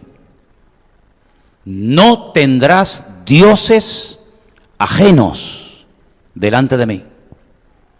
No te harás imagen ni ninguna semejanza de lo que está arriba en el cielo, ni abajo en la tierra, ni en las aguas debajo de la tierra. No te inclinarás a ellas, ni las honrarás, porque yo soy el Señor tu Dios, fuerte, celoso, que visito la maldad de los padres sobre los hijos hasta la tercera y cuarta generación de los que me aborrecen. Y hago misericordia a millares, a los que me aman y guardan mis mandamientos.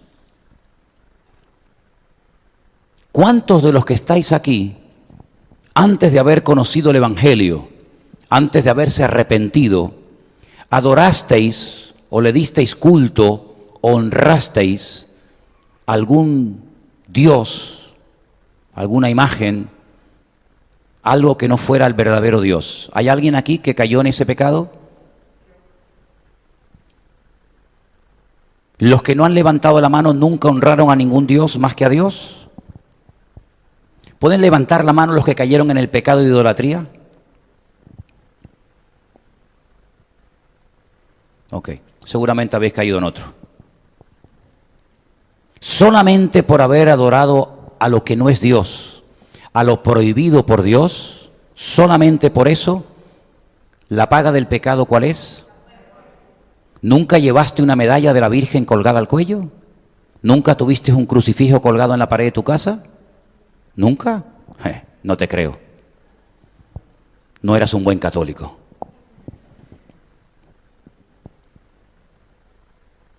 No se puede adorar a ningún personaje bíblico, ni siquiera a un personaje bíblico bueno, como por ejemplo Pablo, Pedro, María, Santiago, Tomás, Juan. ¿Tampoco a los buenos? ¿No? ¿Por qué? Porque Dios dice que eso es idolatría. Si alguien que se congrega aquí lo sigue haciendo, usted está pecando.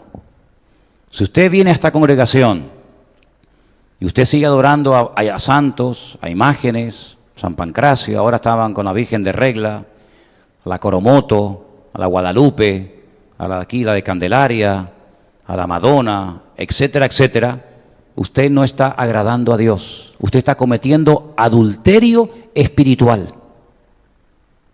Porque usted está dándole culto a otros dioses y dice la Biblia que eso está prohibido.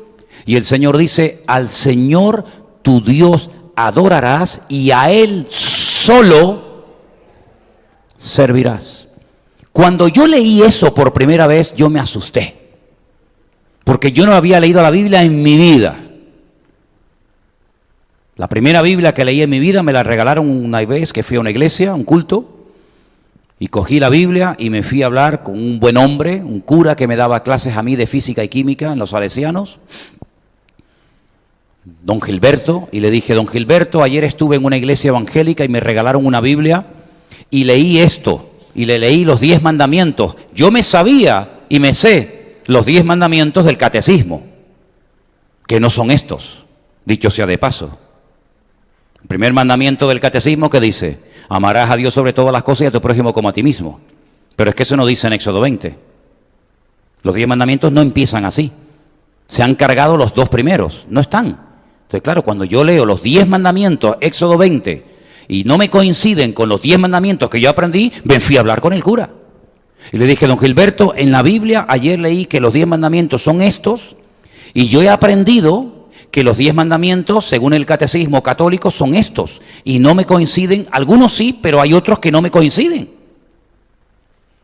Y mirando así para todas partes, me pone la mano por encima y me dice, si en algún momento de tu vida te encuentras en una encrucijada que no sabes qué hacer, obedecer a Dios o obedecer a los hombres, quédate siempre con la palabra de Dios. Y le tomé la palabra. No sé si fue casualidad, pero al poco tiempo don Gilberto desapareció. No sé si lo descuartizaron y se lo comieron, si lo mandaron a otro país, no lo sé, pero don Gilberto desapareció.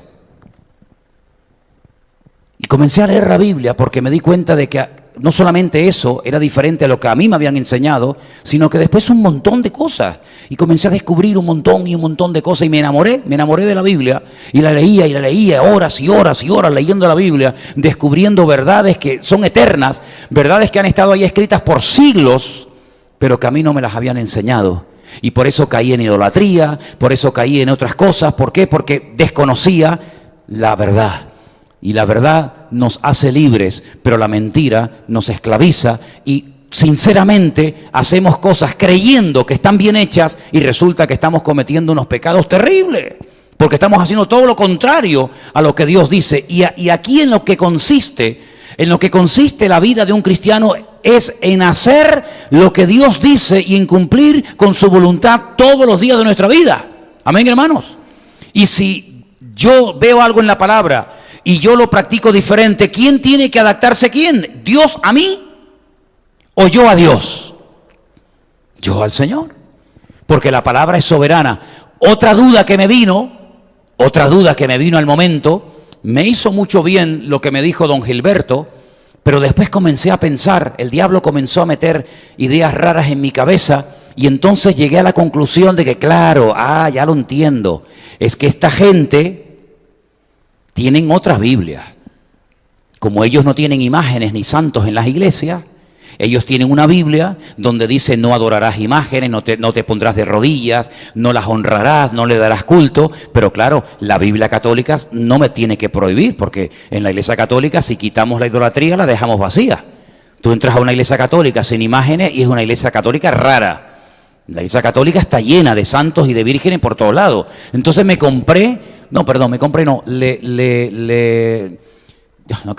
robé, pero como era recién convertido, le robé una Biblia católica a una persona.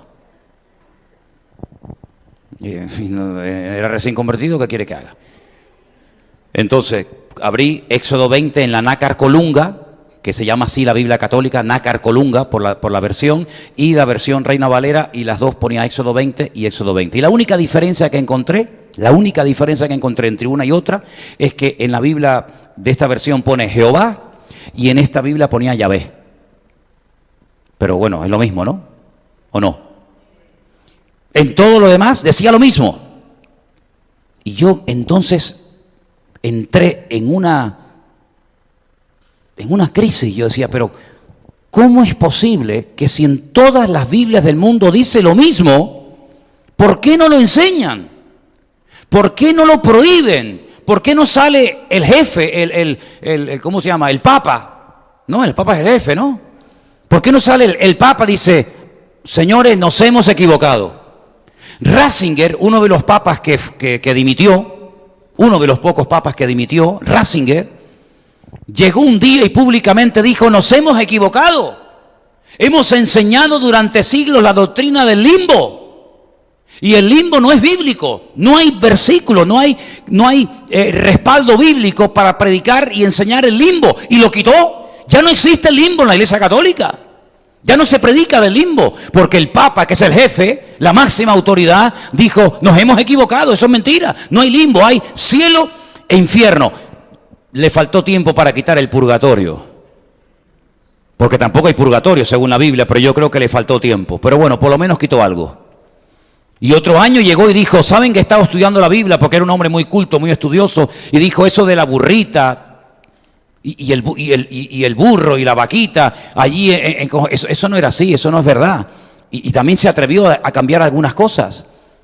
Pero cuando comenzamos a adentrarnos y a estudiar la palabra de Dios, nos damos cuenta de que el Evangelio, una de las cosas que hace, por eso hay mucha gente que no le gusta el Evangelio, es confrontar. Confrontar, es como un martillo que pum, pum, pum, golpea y golpea al ego, claro. Tú sabes lo que es tener una edad en la vida, haber creído y practicado toda la vida una serie de cosas y de repente decir, Dios mío, me he equivocado 40, 50 años de mi vida. He estado pecando contra Dios, creyendo que yo era bueno, creyendo que me iba al cielo. Resulta de que he estado haciendo cosas contrarias a tu palabra. No hay peor cosa en la vida que estar sinceramente equivocado. Eso es lo peor. Pues el Evangelio es eso, un llamado al arrepentimiento. Y todos tenemos que arrepentirnos de algo. Eso de que dicen yo soy bueno, eso es mentira. Basta que lo digas para que te des cuenta de que no eres tan bueno. Porque la Biblia dice que no hay bueno, no hay justo, ni uno. Ni uno es justo. Y por eso la gente se esfuerza en hacer y en hacer y en hacer cosas, creyendo que haciendo cosas van a comprar el favor y el perdón de Dios, y se equivocan. Separados de mí, nada podéis hacer, dice la palabra. El Evangelio son cambios internos y cambios externos. ¿A qué me refiero cuando digo esto? Vamos a ver, un cambio interno, cambiar mi filosofía de vida. Si yo antes me postraba ante una imagen y ahora no lo puedo hacer, tengo que cambiar internamente. Tengo que decir, me arrepiento, cambio. Hay cambios internos. Si antes odiaba, ahora no puedo seguir odiando. Si antes no perdonaba, ahora tengo que perdonar. Son muchos cambios internos, es una confrontación continua. Pero hay cambios externos también, ¿o no? Claro que también hay que cambiar por fuera. Imagínense, con todo mi respeto, una chica prostituta que ha ejercido la prostitución toda su vida. ¿Cómo visten las prostitutas, hermanos? Pues hombre, visten de una forma muy provocativa. ¿Para qué? Para coger clientes, para tener clientes. Imagínense que se convierte a Cristo y que viene a los cultos con una minifalda que le llega hasta el sobaco. Hombre, en ese caso, pues esa mujer que ha ejercido la prostitución tendrá que plantearse que a partir de ahora tiene que venir a la iglesia de una forma más decorosa. Imagínense un travesti, un hombre que se ha vestido y se ha comportado como una mujer toda su vida. Tendrá que cambiar internamente, claro, como todos, pero ¿y externamente? Claro, también, lógico. Tendrá que vestirse, si es usted un hombre, como un hombre. Y si es mujer, pues tendrás que vestirte de mujer y tendrás que dejar de venir con tacones así de alto y ponerte zapatos de hombre. Claro que hay cambios internos y cambios externos, por supuesto. Claro que sí, por supuesto que sí. Hay algunas cosas que no se pueden cambiar, como por ejemplo cuando hablábamos con Adrián y con otros hermanos, los tatuajes. Bueno, hay gente que se tatuó y se pintó demonios y se hizo barbaridad y ahora se convierten a Cristo. ¿Y ahora qué hago? ¿Me corto los brazos? Ahora, pues mira, testifica y decir, mira, de aquí me sacó el Señor, gloria a Dios, ¿no? Pero en lo que puedas cambiar, cambia. Por ejemplo, si antes en tu casa tenía una virgen de esta de 1,5 metros, pues habrá que quitarla. No importa, yo no la adoro, pero la tengo. Pues imagínate que fueras drogadicto y que consumieras heroína o cocaína. No, yo no la consumo, pero tengo ahí en el cajón 5 o 6 kilos de cocaína y 4 kilos de hachís. ¿Para qué? Eso al cubo de la basura, eso no vale para nada. O que practicaste la brujería, la santería, umbanda, candomblé, todas esas cosas. ¿Qué tienes que hacer? Tirar todos esos muñecos a la basura. ¿Por qué? Porque ya no le dan gloria a Dios. Es decir, que el evangelio a veces también conlleva cambios externos. Y por supuesto cambios internos, no te quepa la menor duda. Por supuesto que sí. Hay gente que tiene que cambiar la forma de hablar. Yo ahora, porque gracias a Dios en ese sentido he mejorado. Pero yo era de eso que, como dicen en Venezuela, groserías. Las groserías, y además me conocía las groserías de Venezuela. ¿Quiere que te diga una? No. Terrible, me conocía las de Venezuela porque cuando uno está aprendiendo un idioma, cuando empieza a hablar, parece que se aprende más rápido las palabrotas y las groserías que lo normal. Yo me sé palabrotas en hebreo. Y tú dices, ¿cómo puede ser eso? Porque las oyes en la calle y dices, oye, ¿eso qué le dijo? Ya. Y se te queda, yo no sé por qué. O sea, hay momentos que tienes que cambiar tu forma de vestir, en otro caso tu forma de hablar, en otro caso, muchas cosas. Porque el evangelio es confrontación, es cambio, es dejar el pecado. El evangelio no es hacerte la vida a veces más cómoda. Algunos dirán, ¿cómo? No.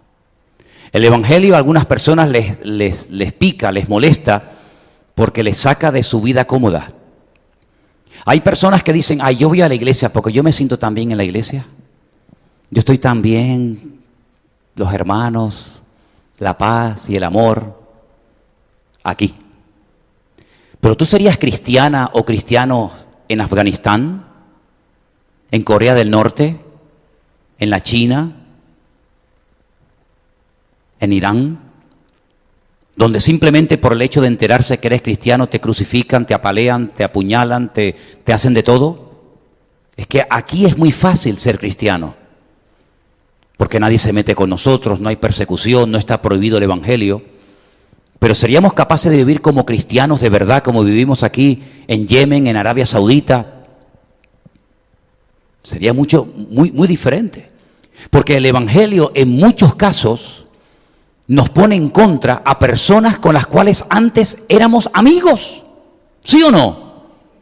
Te voy a leer unas palabras del Señor Jesucristo. Están en el Evangelio según San Lucas, capítulo 21. Vamos a ir casi al final. Yo sé que es una de las últimas lecturas que te di. Pero en el Evangelio según San Lucas, capítulo 21, a partir del versículo 10, encontramos unas palabras muy interesantes de nuestro Señor Jesucristo. Y dicen así. Entonces les dijo, escuchen, se levantará nación contra nación y reino contra reino. Amén. Eso lo tenemos claro. Una de las señales de los últimos tiempos, nación contra nación, reino contra reino. Habrá grandes terremotos en diferentes lugares, hambres y pestilencias. Habrá terror, grandes señales del cielo. Pero antes, escuchen, antes de todas estas cosas os echarán mano. Os perseguirán, os entregarán a las sinagogas y a las cárceles y seréis llevados ante reyes y ante gobernadores por causa de mi nombre. Y esto os será ocasión para dar testimonio. Proponed en vuestros corazones no pensar antes cómo habéis de responder en vuestra defensa. Porque yo os daré palabra y sabiduría, la cual no podrán resistir ni contradecir todos los que se opongan.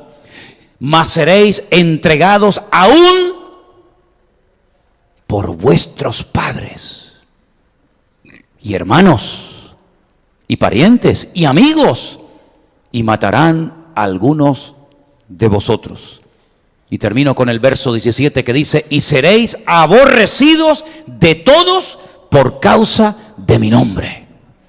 Creemos que se levantará nación contra nación, no tenemos la más mínima duda.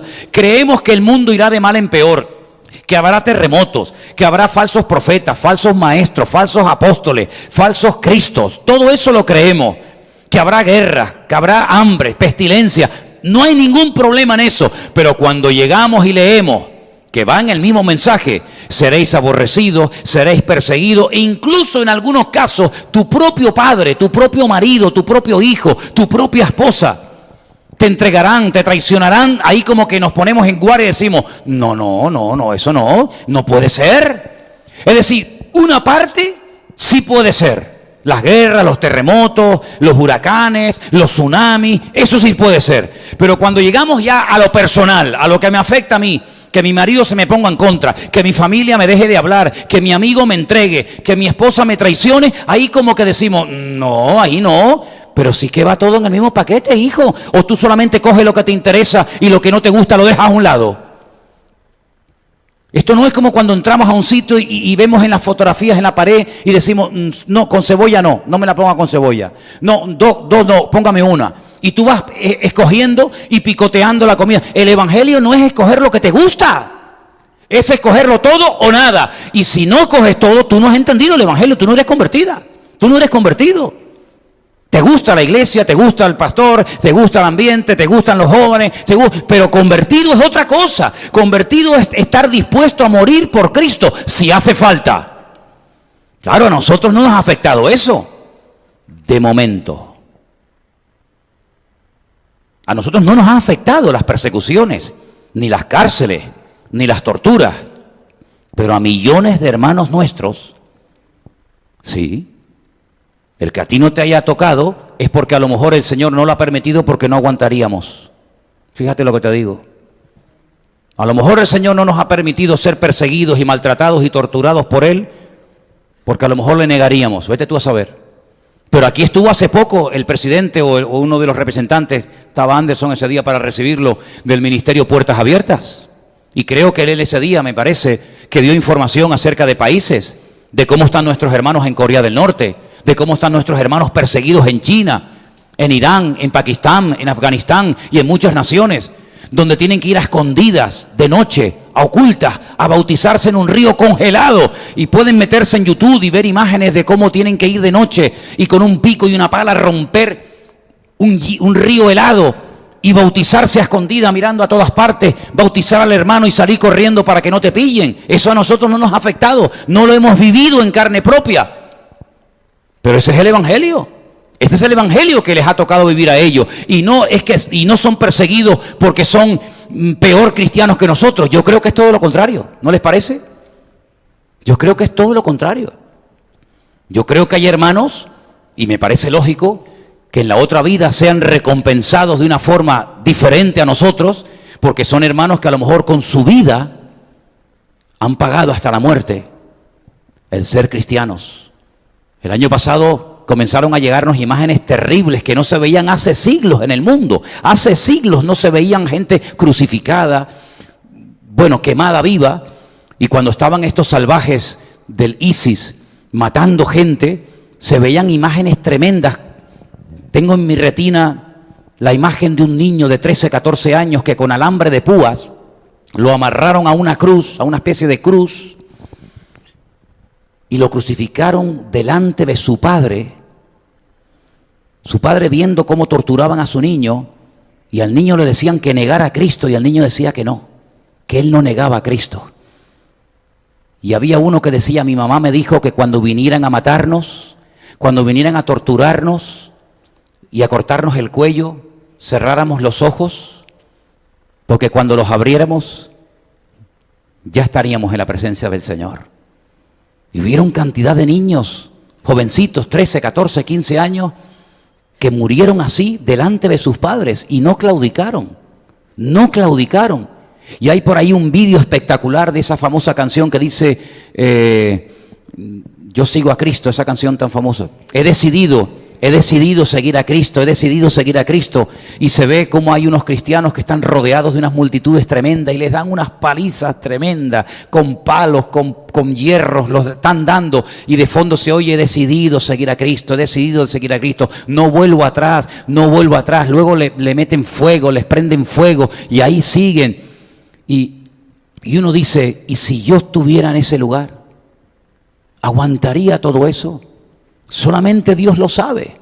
Pero no podemos divorciar, no podemos separar el evangelio de esta realidad. Porque claro, aquí venimos y decimos, ay, qué bonito, qué tranquilidad la iglesia. Claro, porque te ha tocado nacer aquí o vivir aquí. Pero si hubiéramos conocido el evangelio en otro país donde hay persecución, desde que nos convertimos hasta que nos morimos, hubiéramos estado perseguidos todos los días. Y son igual de cristianos o mejor que nosotros. ¿O es que no persiguieron a los cristianos durante siglos? ¿Cómo murieron los discípulos? Dígame cómo murieron los discípulos. En su cama, tranquilo, ¿verdad?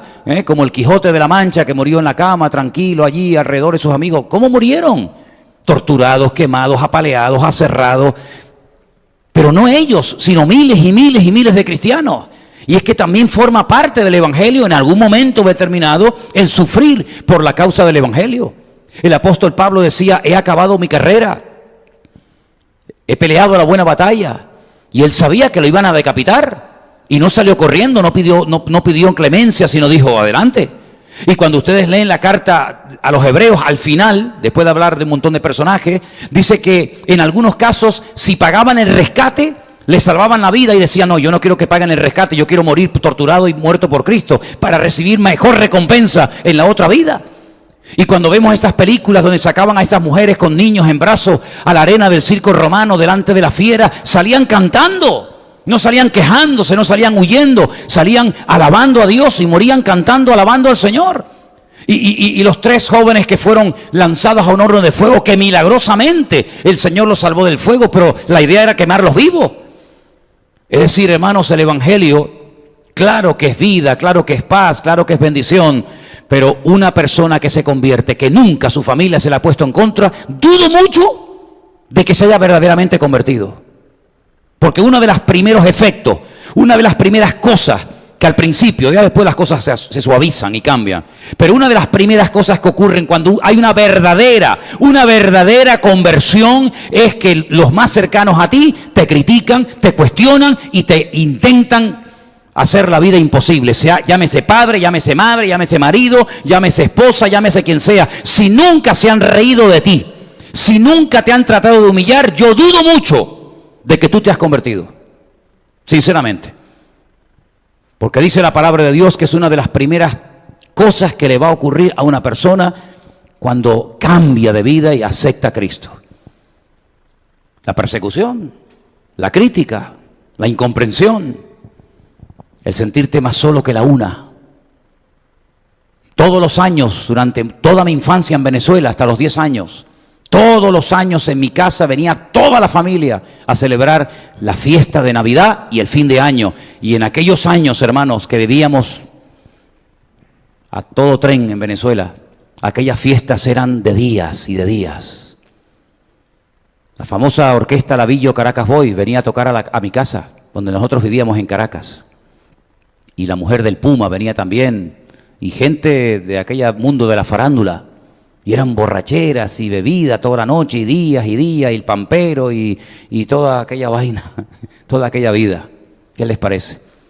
Nos convertimos un año al Señor, mi padre decidió no hacer ningún tipo de fiestas ni de historias en mi casa, no apareció nadie.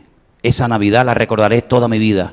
Ni mi abuelo, con el que yo me crié, apareció, ni mi abuela, ni mis primos, ni mis tíos, ni mis tías, nadie. Y vivíamos juntos, más o menos en la misma zona. No apareció nadie. Y ese año estábamos los 4 en casa. Claro, no entendíamos mucho, pero es que ya no podíamos participar de las obras infructuosas de las tinieblas, como dice la Biblia. ¿No dice la Biblia eso? No participéis, pero escuchen el versículo, porque hace unos días hablaba con mi hermano Juan Ramón de Zaragoza y salía el versículo y es muy bueno, porque muchas veces uno de los grandes defectos que cometemos muchos cristianos es cortar, mutilar los versículos y decir una parte y nos olvidamos del todo. Y el versículo que voy a mencionar ahora dice, no participéis de las obras infructuosas de las tinieblas, es decir, de las cosas malas, no participe. Pero es que no termina ahí. Sino dice, más bien, reprendedlas. Mira, este año, a partir de ahora, no voy a participar más de esto, ni de esto, ni de esto, ni de esto. Pero te voy a decir por qué no voy a participar de esto. No voy a participar de esto y entonces doy una explicación bíblica y doy una respuesta y reprendo y digo que eso no es correcto y eso está mal y eso es abominación delante de Dios. Y no es que sea un niño bueno que diga, bueno, yo para no ofender a mi sobrino que es transexual no le voy a decir nada, pobrecito. Voy a orar por él. Voy a orar por él. No participo de eso. No participo de los abortos. Pero no me voy a quedar callado cuando me preguntan cuál es mi opinión sobre el aborto. No participo de la idolatría, pero yo voy a decir lo que tengo que decir contra la idolatría cuando vea pasar los muñecos por la calle, y lo voy a decir bien claro para que todo el mundo me oiga.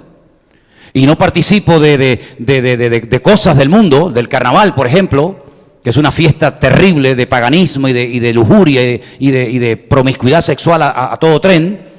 No solamente no participo, sino que voy a denunciar y voy a decir por qué una ciudad no levanta cabeza y por qué a veces hay maldiciones y por qué a veces hay consecuencias terribles en el mundo espiritual por esto.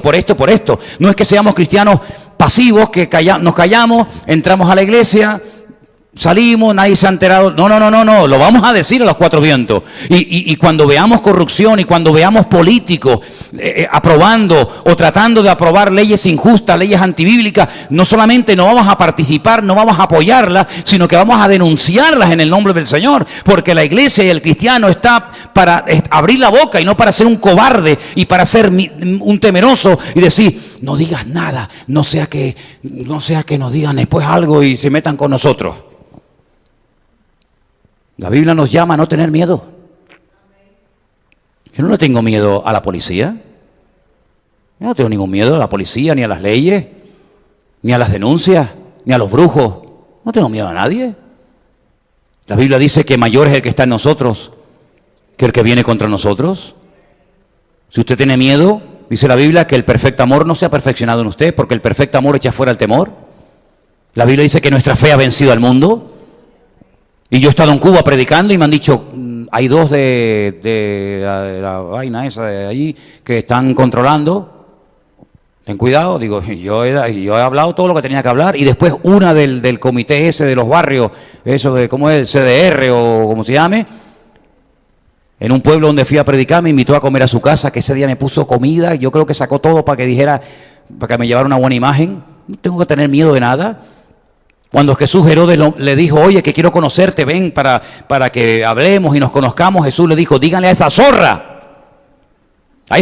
díganle que no voy a ir, que estoy predicando, que los mudos hablan, que los paralíticos se levantan, que los ciegos ven.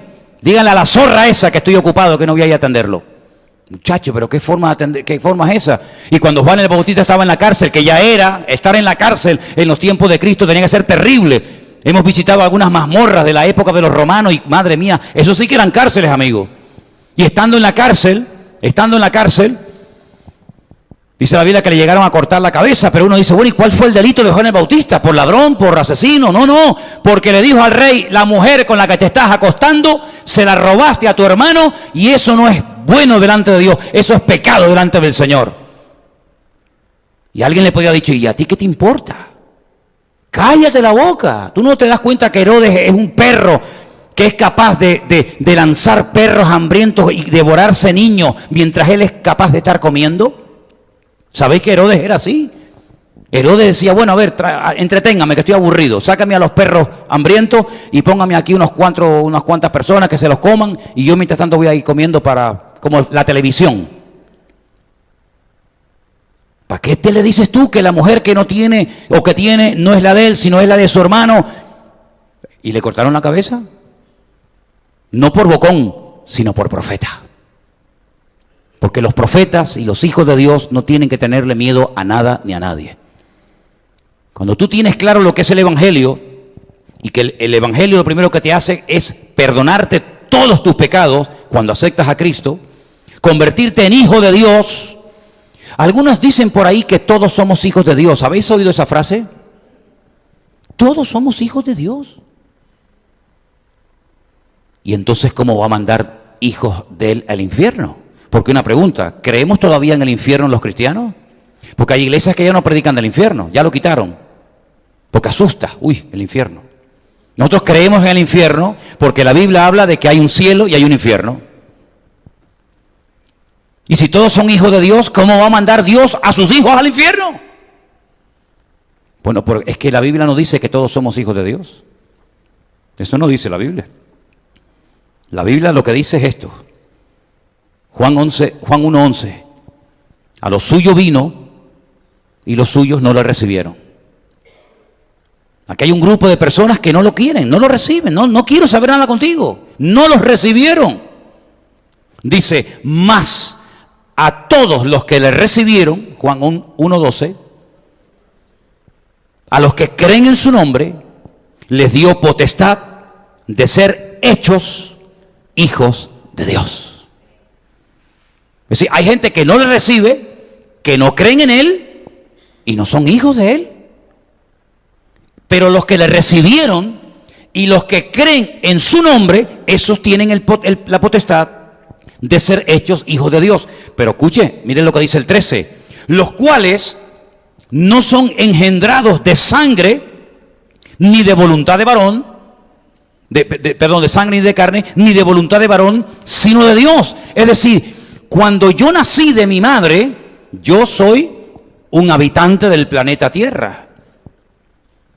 Pero yo no nací ya siendo un hijo de Dios.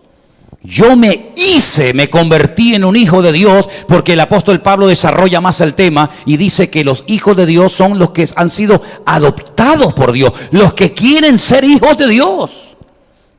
¿Usted cree que Hitler era un hijo de Dios? ¿Usted cree que Hitler era un hijo de Dios?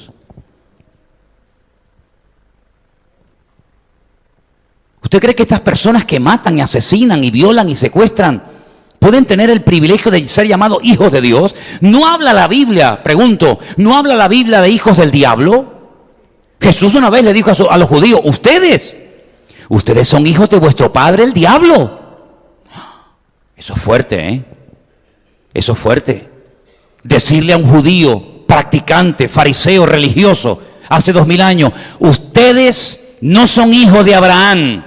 Porque si ustedes fueran hijos o descendientes de Abraham, creeríais en mí, porque Abraham me vio a mí y se alegró y festejó mi día. Ustedes no son hijos de Abraham, ustedes son hijos de vuestro padre, el diablo. Luego la Biblia habla de hijos de Dios y de hijos del diablo, de hijos de luz, hijos de tiniebla, hijos de desobediencia, hijos de ira. Es que hay que estudiar todo eso.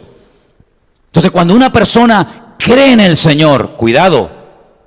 Yo pregunto una cosa, si solamente por creer en Dios nos convertimos en hijos de Dios, si solamente fuera ese requisito, voy a intentar hacer la pregunta lo más claramente posible porque espero una respuesta vuestra.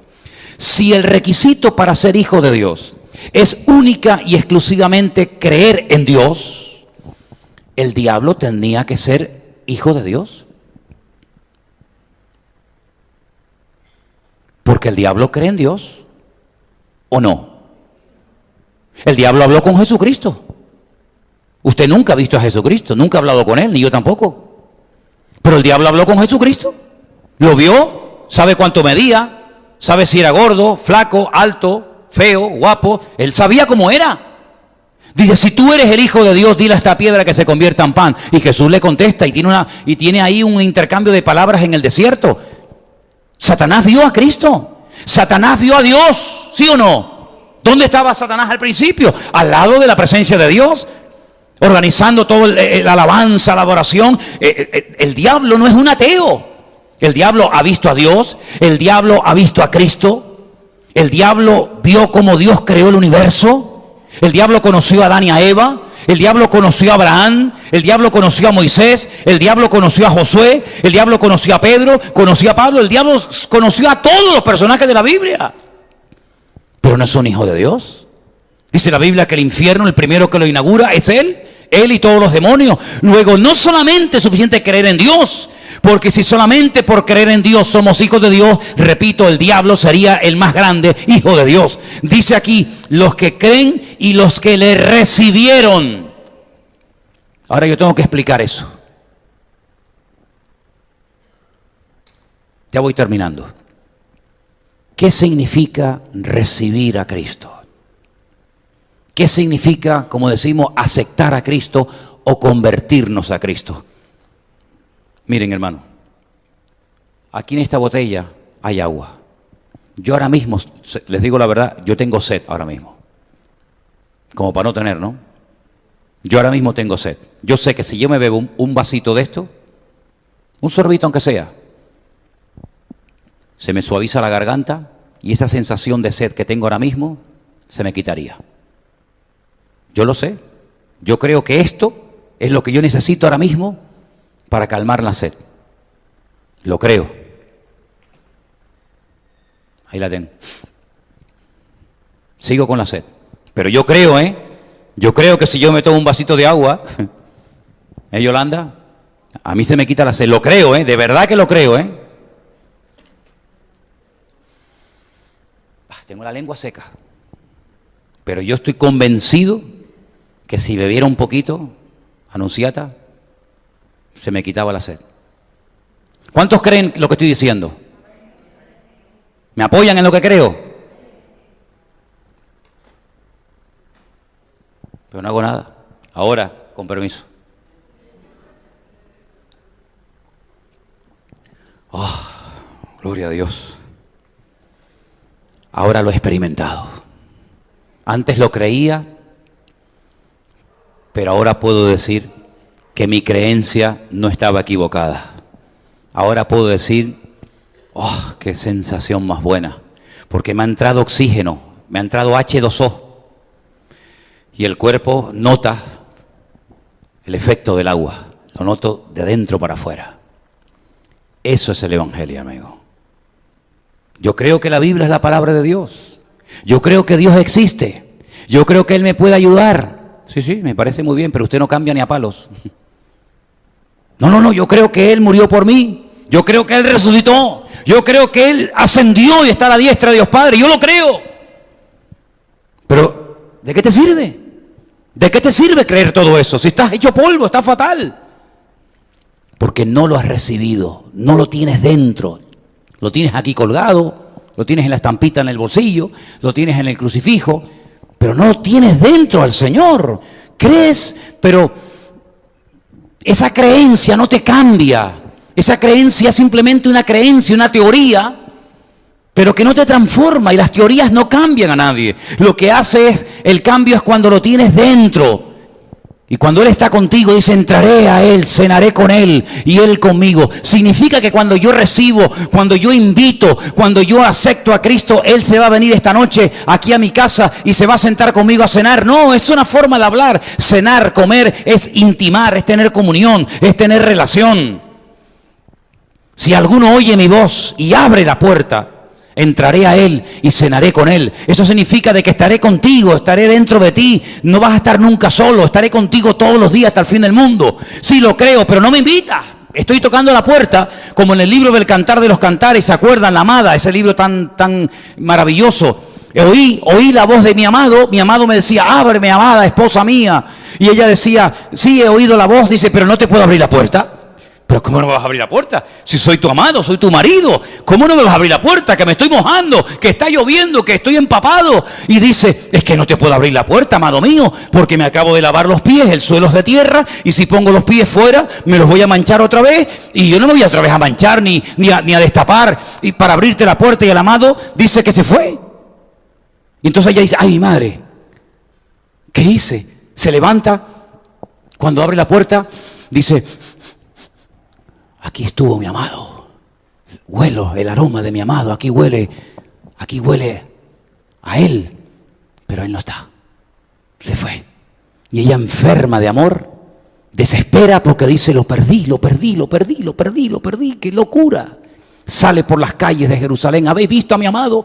¿Lo habéis visto? ¿Habéis visto a mi amado? Y le dicen, a tu amado, ¿y quién es tu amado? Mi amado es señalado entre 10.000 y describe como su pelo, sus dientes, sus orejas, sus brazos, su muslo, su vientre, y lo describe de una forma tremenda. Sabía cómo era, oyó su voz, pero no le abrió la puerta. Lo conocía de fuera, pero no fue capaz de abrirle la puerta para que entrara a él o a ella. La humillan, la maltratan, la palean, hasta que lo encuentra y tiene comunión con Él. Eso es la conversión. Esa es la conversión. Cuando yo paso de creer a tener a Cristo en mi corazón, y yo creo con todo mi corazón que todavía tenemos aquí en la iglesia gente que no ha aceptado a Cristo. Yo estoy convencido que hay gente que todavía, hasta el día de hoy, no habían entendido lo que es el Evangelio. Por eso nos bautizamos, por eso salimos a la calle a evangelizar, por eso repartimos folletos, porque no nos avergonzamos del Evangelio. ¿Cómo me voy a avergonzar del Evangelio? Si